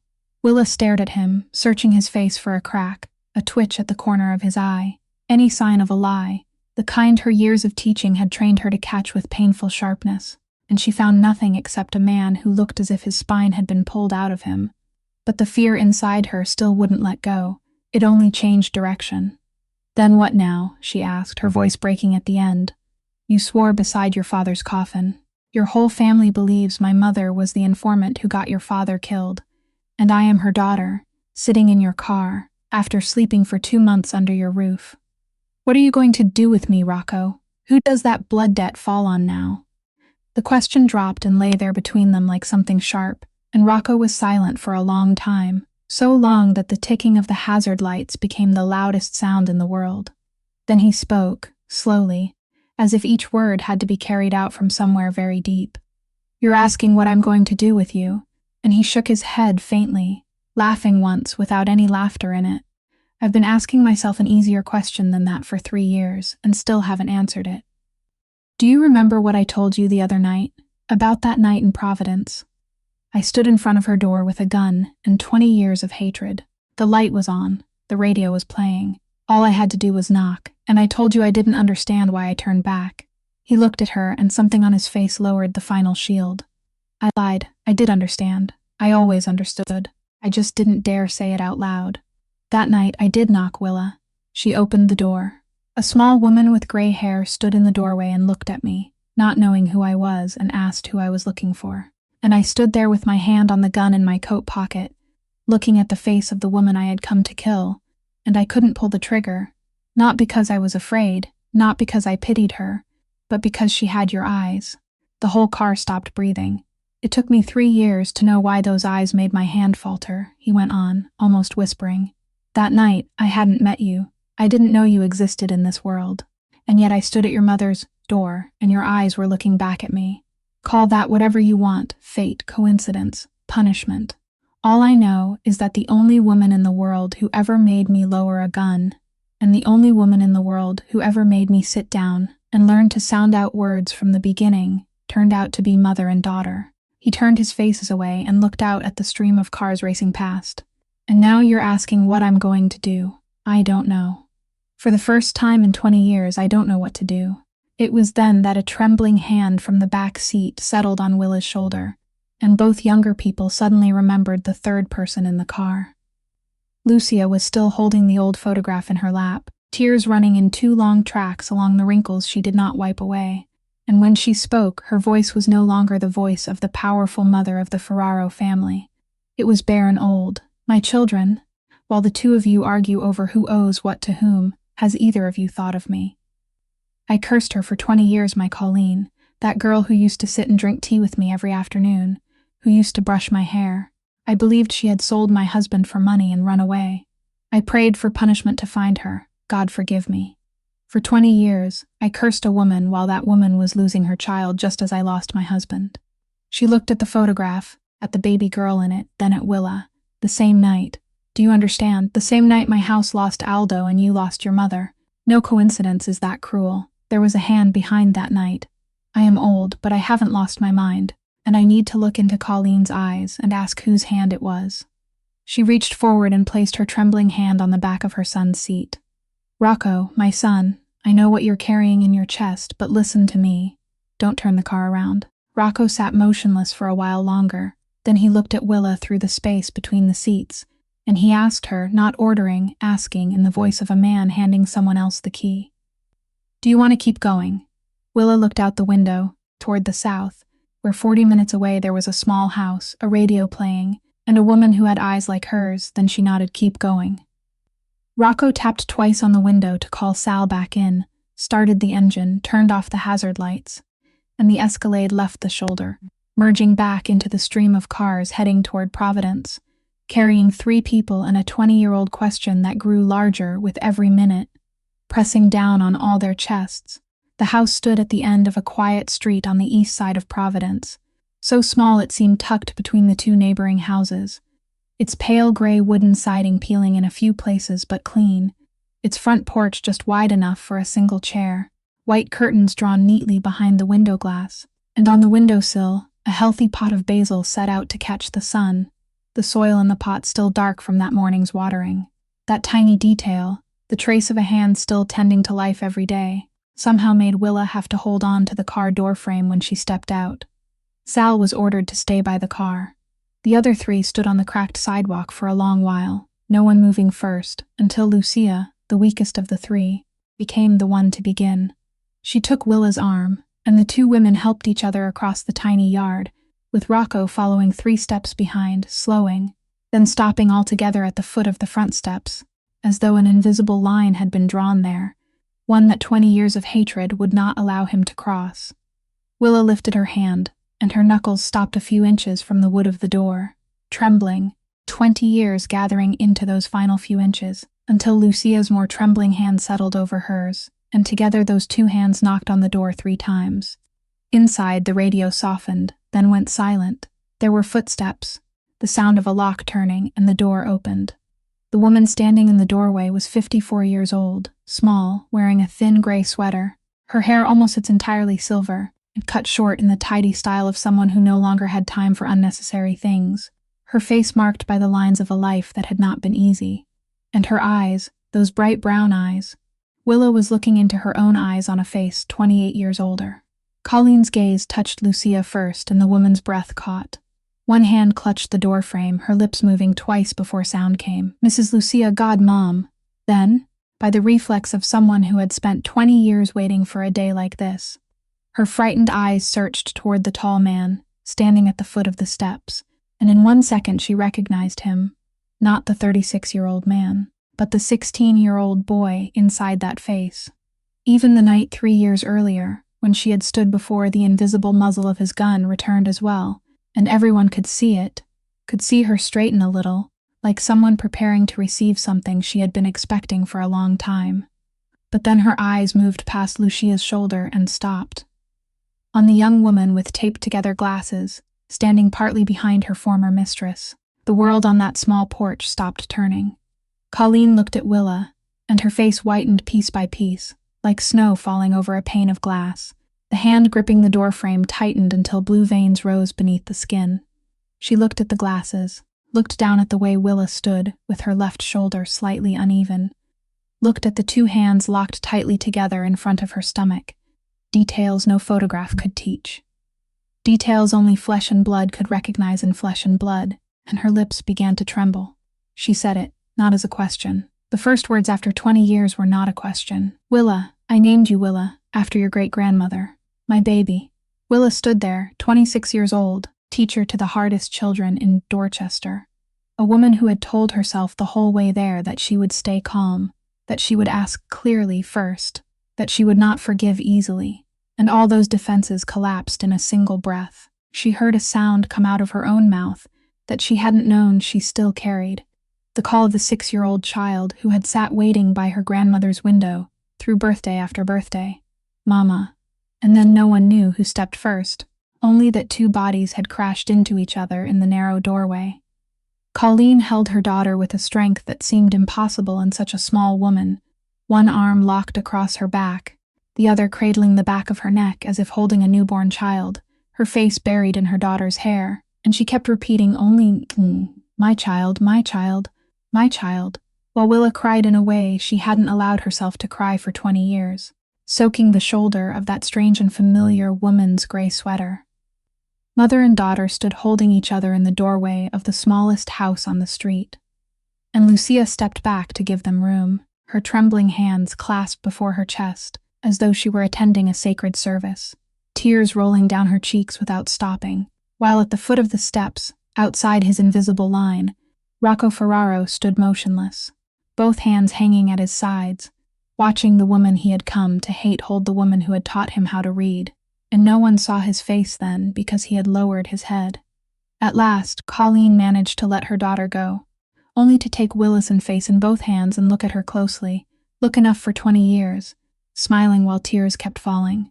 Then she flustered and invited everyone inside, apologizing because the house was small, because the tea was only ordinary, the awkward sentences of someone who had gone too long without visitors, and when they stepped into the tiny living room, spotless and filled with old furniture cared for as if it were sacred, Willa saw it immediately.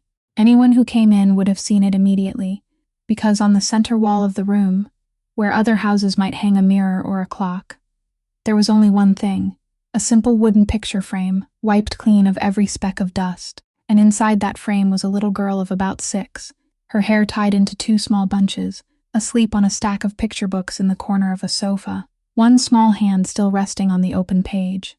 Willa stood rooted in front of the photograph. She had no memory of that moment, but she recognized her grandmother's old floral sofa, recognized herself, and behind her, Colleen's voice rose softly. I took that picture 1 week before that night. You insisted on finishing the story and fell asleep.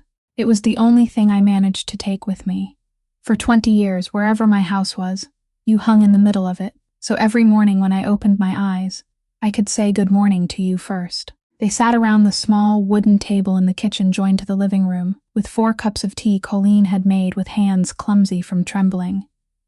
Rocco was the last to cross the threshold, and he chose to stand, one shoulder against the kitchen door frame, keeping the distance of a man who did not yet know whether he was judge or defendant in this house.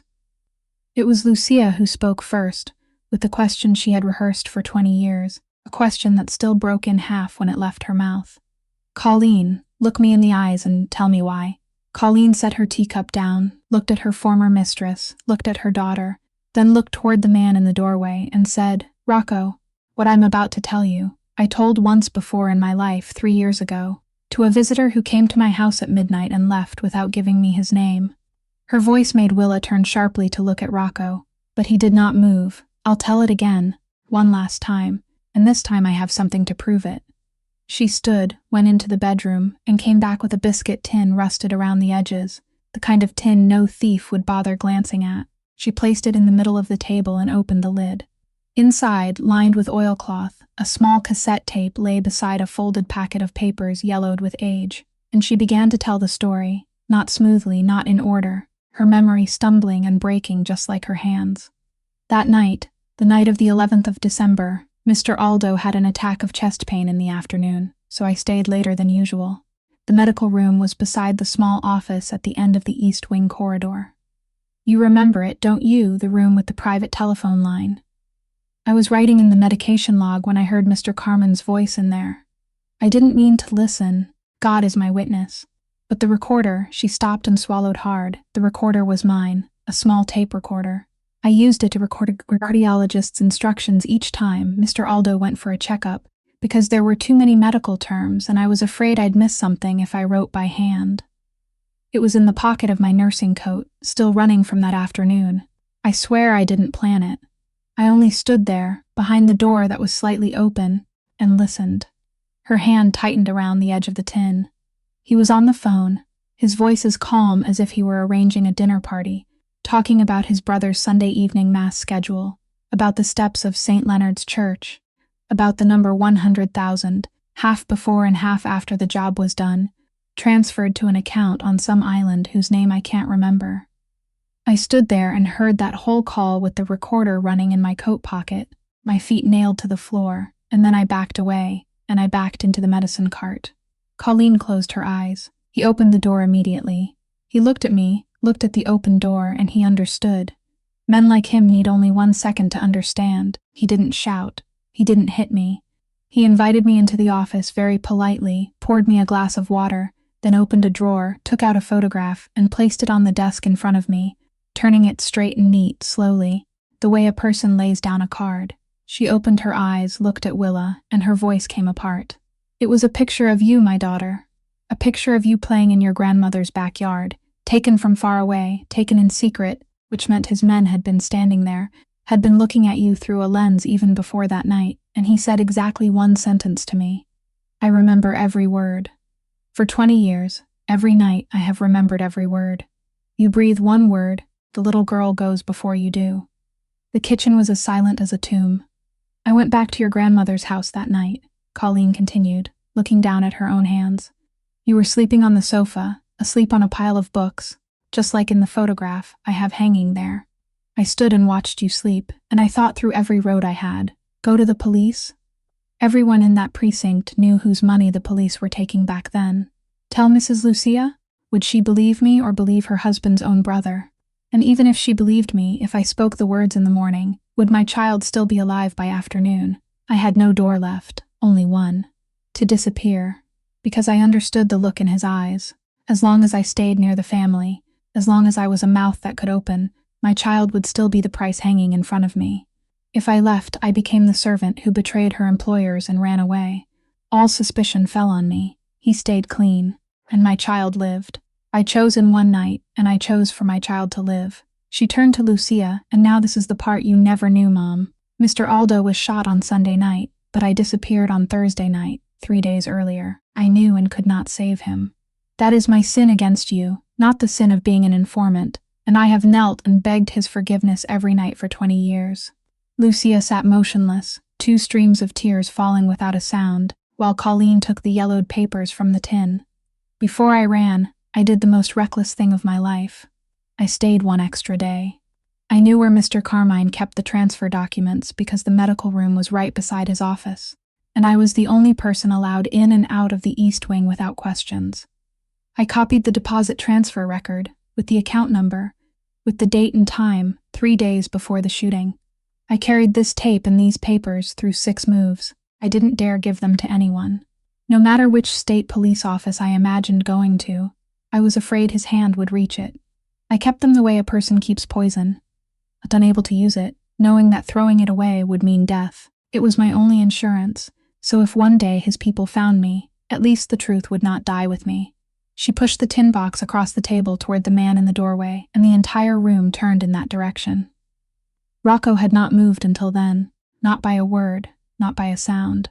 He stood there listening as each blow came down on the whole of his 20 years. The uncle who had held his shoulder beside the coffin, who had taught him to tighten his grip around this city's throat, who had poured into his ear every week that his father would be proud. The Sunday dinners, the glasses of wine, the velvet soft advice, all of it lined up inside his head and changed color at once. And when he stepped forward slowly and lifted the cassette tape from the oilcloth with 2 fingers, all 3 women held their breath and watched him. The most ruthless man in Boston did not slam the table, did not roar, did not swear vengeance. He only stood there looking at the small tape in his hand for a long time, then raised his eyes to Colleen and asked in a hoarse voice Willa had never heard from him before. The voice of the 16-year-old boy on the church steps. Only one question. On this tape, that is my Uncle Carmen's voice, isn't it? And Colleen nodded. Rocco placed the tape back into the tin box as gently as if he were setting down a heart that was still beating, then asked permission to stand alone on the back porch, and no one stopped him. There are earthquakes a person must endure in solitude. And inside the small kitchen, something no one expected happened. Lucia braced both hands on the table, and with all the strength of a 70-year-old body burdened by illness, she pushed herself to her feet, brushed aside Willa's hand when Willa hurried to support her, took 2 steps around the corner of the table until she stood before Colleen. And then, before anyone could understand what was happening, the most dignified woman of the Ferraro family sank to her knees on the old kitchen tile of the smallest house on the street. Colleen jumped up in alarm. "Mom, dear God, what are you doing?" She caught Lucia by both shoulders and tried to pull her up, but Lucia shook her head, gripping the arms of her former nurse, looking up at her as she spoke through tears. "Let me kneel, Colleen. I have to kneel. 20 years, do you hear me? For 20 years, I cursed you every time I lit a candle for Aldo. I tore your picture out of the family albums. I forbade the servants to speak your name, while you," her trembling hands tightened, "while you were holding your child and running to keep that little girl alive, while you were losing your child just as I lost my husband, on the same night, by the same hand, and I added 20 years of hatred onto your head. You, the only friend I ever had in that house full of iron and steel. I beg you, Colleen, forgive me." And Colleen, the woman who had stood upright through 20 years of exile, collapsed down and held her former mistress as she knelt, 2 silver heads pressed together in the cramped kitchen, crying like 2 children, no longer mistress and servant, no longer grievance and debt, only 2 women whose half-lives had been stolen by the same man. Willa stood watching them, her hand clamped over her mouth, understanding that the tears falling today were not only for her own reunion. Much later, when the 2 women had helped each other back into their chairs, when more tea had been poured and their breathing had found its rhythm again, Colleen suddenly remembered something. She looked at Willa for a long while with eyes both hopeful and afraid, then stood and went into the bedroom once more, returning with an old cardboard shoebox held against her chest, its corners worn round from being picked up and set down too many times. She placed it on the table in front of her daughter, opened the lid with trembling hands, and inside, standing neatly in rows like dominoes, were envelopes, some white, some cream, some pale blue, each one from the kind of paper that belonged to a different time, and on every one, carefully written, was the same line "To my Willa, from Mama," with no address and no stamp. 20 letters, Colleen said softly, 1 for each year. I wrote them on the night before your birthday, and when I finished, I put them here, because I had no address to send them to, and even if I'd had one, I wouldn't have dared. 1 postmark would have been enough to lead people to you, so I just kept writing and kept putting them away. For 20 birthdays when I wasn't there, I was here inside this box.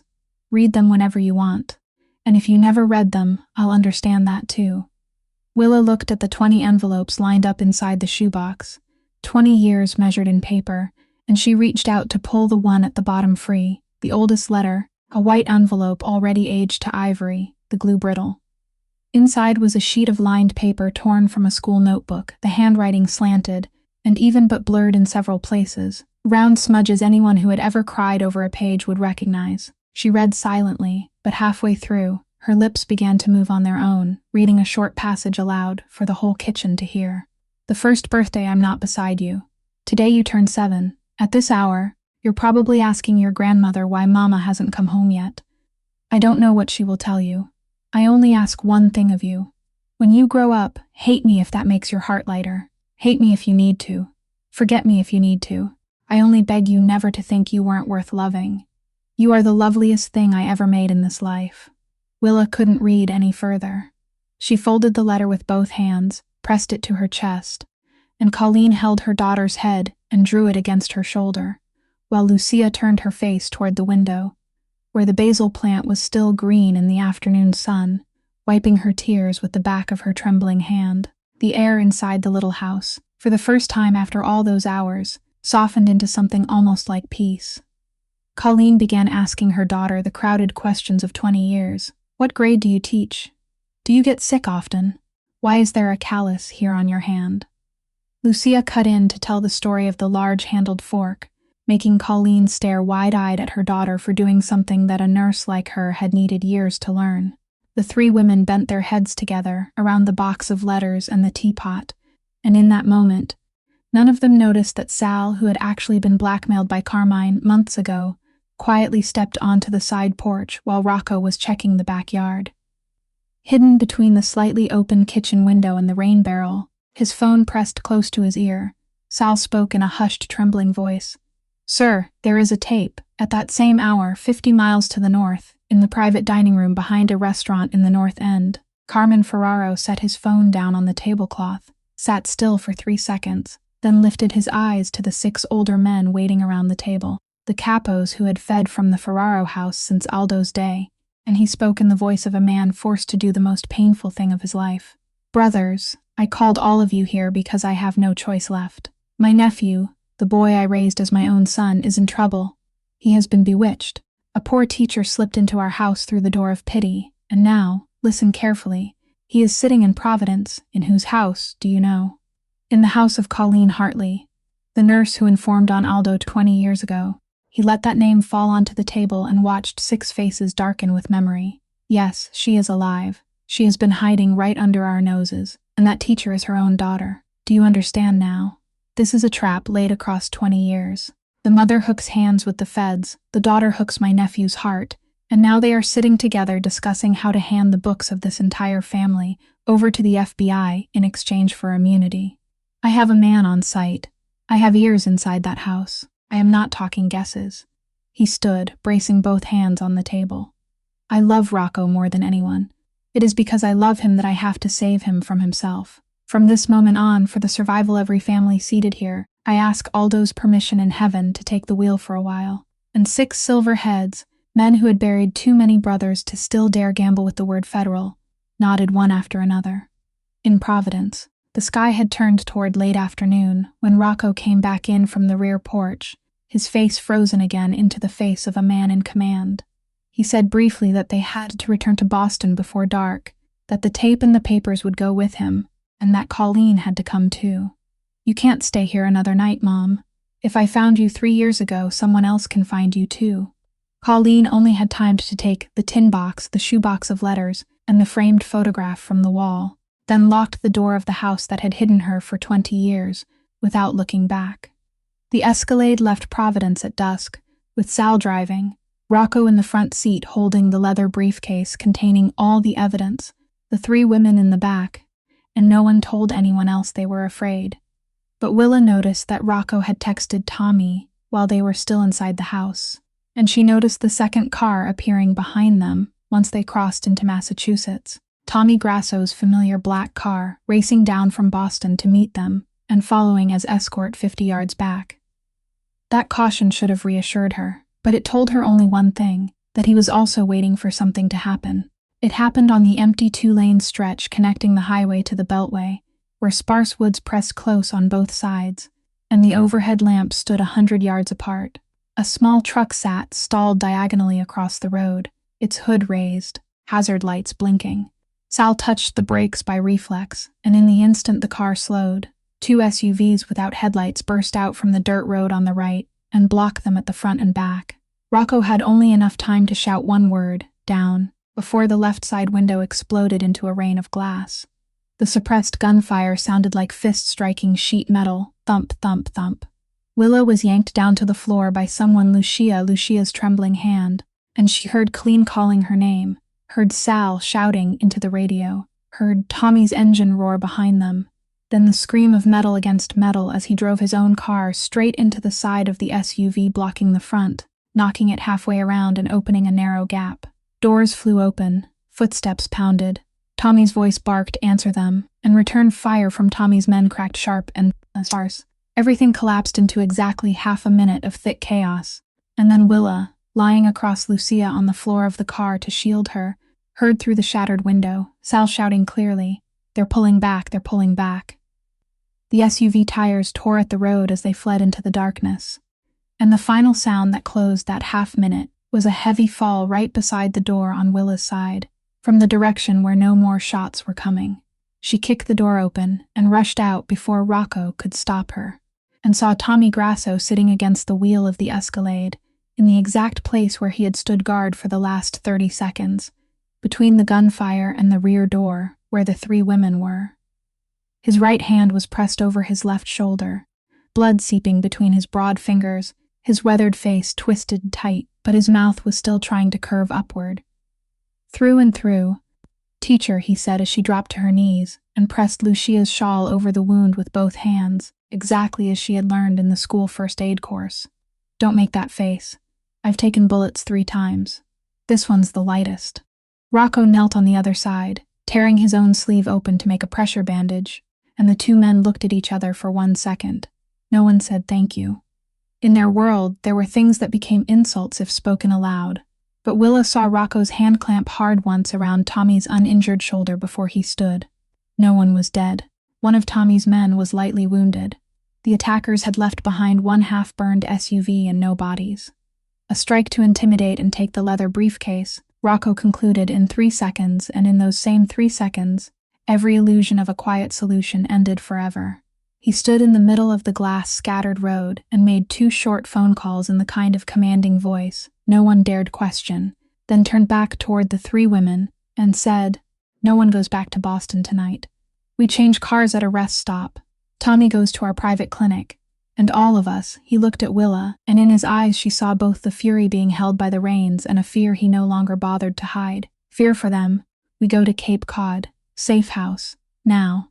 And an hour and a half later, the car with changed plates turned onto a pitch-dark sandy road leading to a wooden house facing the black ocean, where the sound of the night waves drowned out every noise in the world, but could not drown the question hanging over all of them, that whoever had given the order tonight knew about the tape, and he would not stop at a warning strike.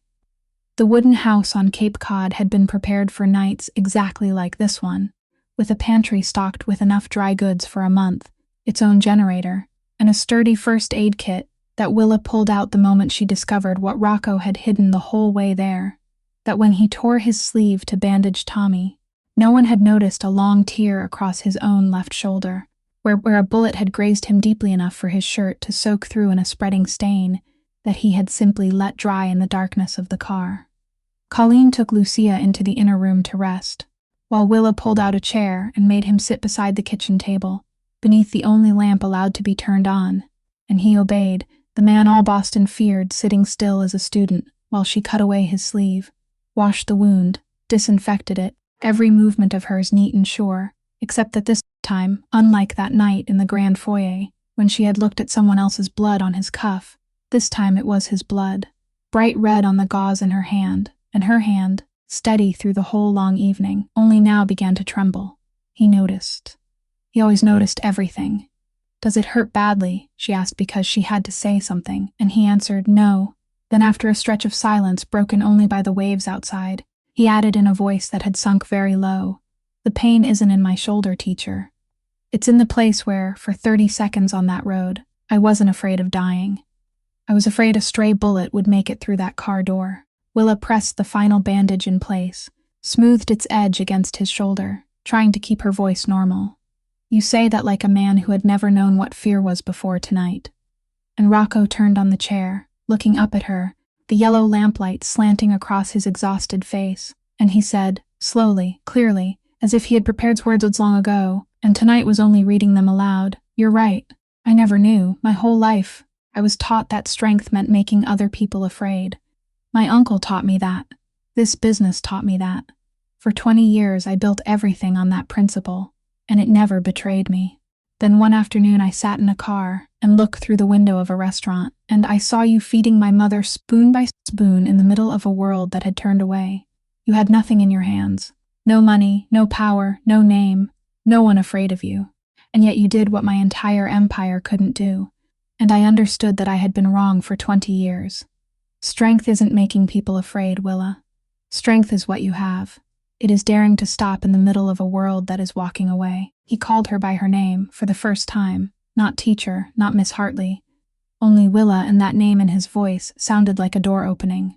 She stood there, the roll of gauze still in her hand, her heart beating until it hurt, and she heard herself whisper, "Don't say things like that to me, Rocco. I am the daughter of the woman your family cursed. We are 2 sides of one wound." And he stood slowly, giving her all the time in the world to step back if she wanted to, but she didn't step back. "Then we stand on that wound," he said softly, his hand lifting, taking the taped-together glasses from her face, folding them, and setting them on the table, with the care of someone setting down something sacred. And in the moment when the world blurred without the lenses, she felt the warmth of his face lowering toward hers. The kiss came as lightly as a question and stayed as an answer, tender and desperate, tasting of the salt of the night sea and of something else, something briny that could have come from either of their eyes. Two people stood in the kitchen of a safe house, holding each other like survivors, going no further, needing no further, only standing forehead to forehead for a long time afterward, their breathing mingling, and he whispered into the space between them, "Whatever happens tomorrow, you must live. That is the last order I'll ever give as a boss." The pounding knock tore the moment in two, and Colleen's voice on the other side of the door had the sharpness of a long-time nurse who had scented danger. "Willa, Rocco, come here now. The old lady isn't well." In the bedroom, Lucia lay on the bed with her body stiffened like a wooden figure, her muscles locked in a half-curled position, her jaw clenched, her eyes open and aware as she looked at them, but unable to command her own body. And Colleen, both hands rubbing along the rigid arms of her former mistress, spoke quickly with the medical terms she had not forgotten after 20 years. A rigidity episode from missed doses. In all the chaos these past hours, she missed 2 rounds of medication. The medicine was left in the knitted basket in the Escalade we abandoned at the rest stop. With this disease, suddenly stopping medication is dangerous, Rocco. High fever, arrhythmia, this isn't something to gamble with. She needs the medicine tonight, or she needs a hospital. There's no third choice. Rocco stood in the middle of the room, and Willa saw the brutal battle move across his face in 3 seconds. Everyone's safety on one side of the scale, his mother's life on the other, and that scale could lean only one way. He pulled out his phone. "The nearest hospital is 20 minutes away. We can't wait for the medicine to be brought in time. We take my mother. Only Sal and I escort her. You two stay here and lock the door." And despite all of Willa's protests, 10 minutes later, the car left the sandy road carrying Lucia wrapped in blankets, while she and her mother stood behind the dark window, watching the taillights recede, praying in the 2 different ways of 2 generations. Then the night passed in a silence stretched tight as a drum skin. Rocco texted near 2 o'clock, "At the hospital. Mother is stabilizing. I'm staying to watch her. Sleep." And Willa dozed on the sofa with the phone clutched in her hand, until it vibrated at the gray edge of dawn, Rocco's number on the screen. She answered before she had time to speak, and his voice struck her ear, and she had never heard that voice like this before, shattered. "They took my mother, Willa, right out of the hospital. 10 minutes I went downstairs to sign paperwork, and when I came back to the room, the bed was empty. The hallway camera had been cut, and on the pillow they left only a note." He choked for 1 second, then read it, his voice flat as cold ash. "Bring that woman and the tape to your uncle. Alone. You have 12 hours. Signed, the man who still picks stones from your road. Pier number 7 at 5 o'clock in the morning was sunk in a thin mist rising from the black water. The rows of containers stacked like silent ramparts, and Rocco Ferraro walked alone between those 2 walls, both hands visible outside his coat pockets. The microphone taped beneath his collarbone beating with the rhythm of his heart, until the headlights of 3 cars flared to life at the far end of the pier, and in that pool of light, Carmine stood waiting with 6 gunmen, beside the wheelchair where Lucia sat, her face exhausted but her eyes still burning. "The tape is here," Rocco said, lifting it up. "Give me back my mother." Carmine gave a soft laugh, shaking his head as if faced with a child, and because he was certain that only one of them would leave that pier tonight, he spread his arms and rewarded himself with the truth of 20 years. "Do you know why I had to do it to your father? Because Aldo was weak. He was planning to wash his hands clean, turn your grandfather's blood-soaked business into clean companies, so I carried out heaven's work. $100,000 to an outsider to pull the trigger on the church steps. Then I raised you into the sharpest blade in Boston, a knife I held by the handle. This empire was mine. You were only the signature."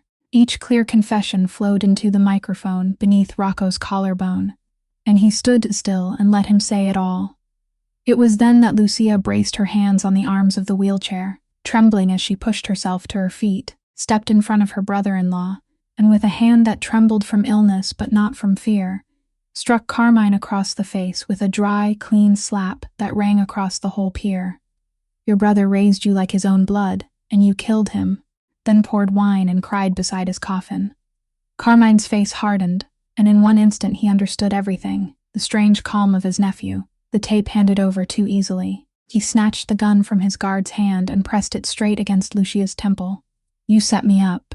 But Rocco had already stepped forward, unarmed, slowly placing his own body between the muzzle and his mother. "Shoot, uncle," he said, his voice terrifyingly calm. "But you'll die in prison as the man who killed his brother and his nephew, not as a boss." It was then that a sharp command tore through the mist. "Federal agents, drop your weapons." The half-second Carmine startled and turned toward the authority. Voice was the half-second in which harsh headlights from all four sides flared on at once, triggered by the federal task force that Tommy had secretly contacted from his clinic after receiving Willa's panicked alert from the safe house earlier that morning. Figures in body armor marked FBI surged out from container doors. Carmine was forced down onto the pier and cuffed while his Miranda rights were read beside his nephew's shoes. The 6 gunmen dropped their weapons, and a trembling Sal was dragged out from behind a nearby vehicle in zip ties by 2 agents. Not one bullet from Rocco Ferraro's gun had to be fired in that dawn. 18 months later, the federal trial closed with a sentence of life without parole for Carmine. The Maroney family quietly canceled the engagement and severed all ties, while Rocco emerged from long, exhausting negotiations with a different life. The restaurants and shipping fleet were converted legally, and at a city council hearing, the man once called the Ledger stood before the cameras and told the story of his own 30 years of not knowing how to read as he announced the Aldo Ferraro Fund, a foundation supporting literacy and dyslexia intervention throughout Boston public schools. In the seats below that day sat a teacher who spent the entire hearing taking off her glasses and wiping them. Willa returned to the classroom in the school the fund had saved, and on a Friday morning, Milo stood before the class and read a full paragraph smoothly without stumbling over a single word. The whole class applauded, while his teacher turned away and pretended to arrange the chalk. In Weston, Colleen moved in with Lucia, and the 2 silver-haired women replanted the basil behind the kitchen, cooked the marinara sauce again from the recipe with the crooked signature, and shared both the work of caring and the long afternoons of old stories. And on a late summer evening on that veranda, before both mothers, Rocco dropped to one knee, but instead of opening the ring box first, he opened a letter he had written himself, the handwriting slanted and uneven, with several spelling mistakes, and he read it aloud, slowly, clearly, without stumbling over one word. "You taught me to read, but what I learned wasn't letters. It was how to see a human being. Will you be my wife?" And Willa's yes disappeared into the sobs of the 2 mothers behind the doorway. My dear friends, this story reminds us that kindness does not need money or power.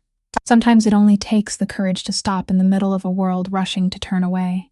It reminds us that every person, whether trembling from illness or stumbling through each written word, deserves to be seen with respect, not pity, and that one small, beautiful act today can return tomorrow to heal the deepest wounds. And you, how do you feel about Willa and Rocco's journey? Have you ever stopped to help a stranger? Or has a stranger ever stopped for you? Please share the feelings from deep in your heart in the comments. We truly want to hear your own story. If today's story touched you, don't forget to like, share this video with your family and friends, and subscribe to our channel so you won't miss meaningful stories every day. We wish all of you watching this video abundant health, a joyful life, and peace in every day. Goodbye for now.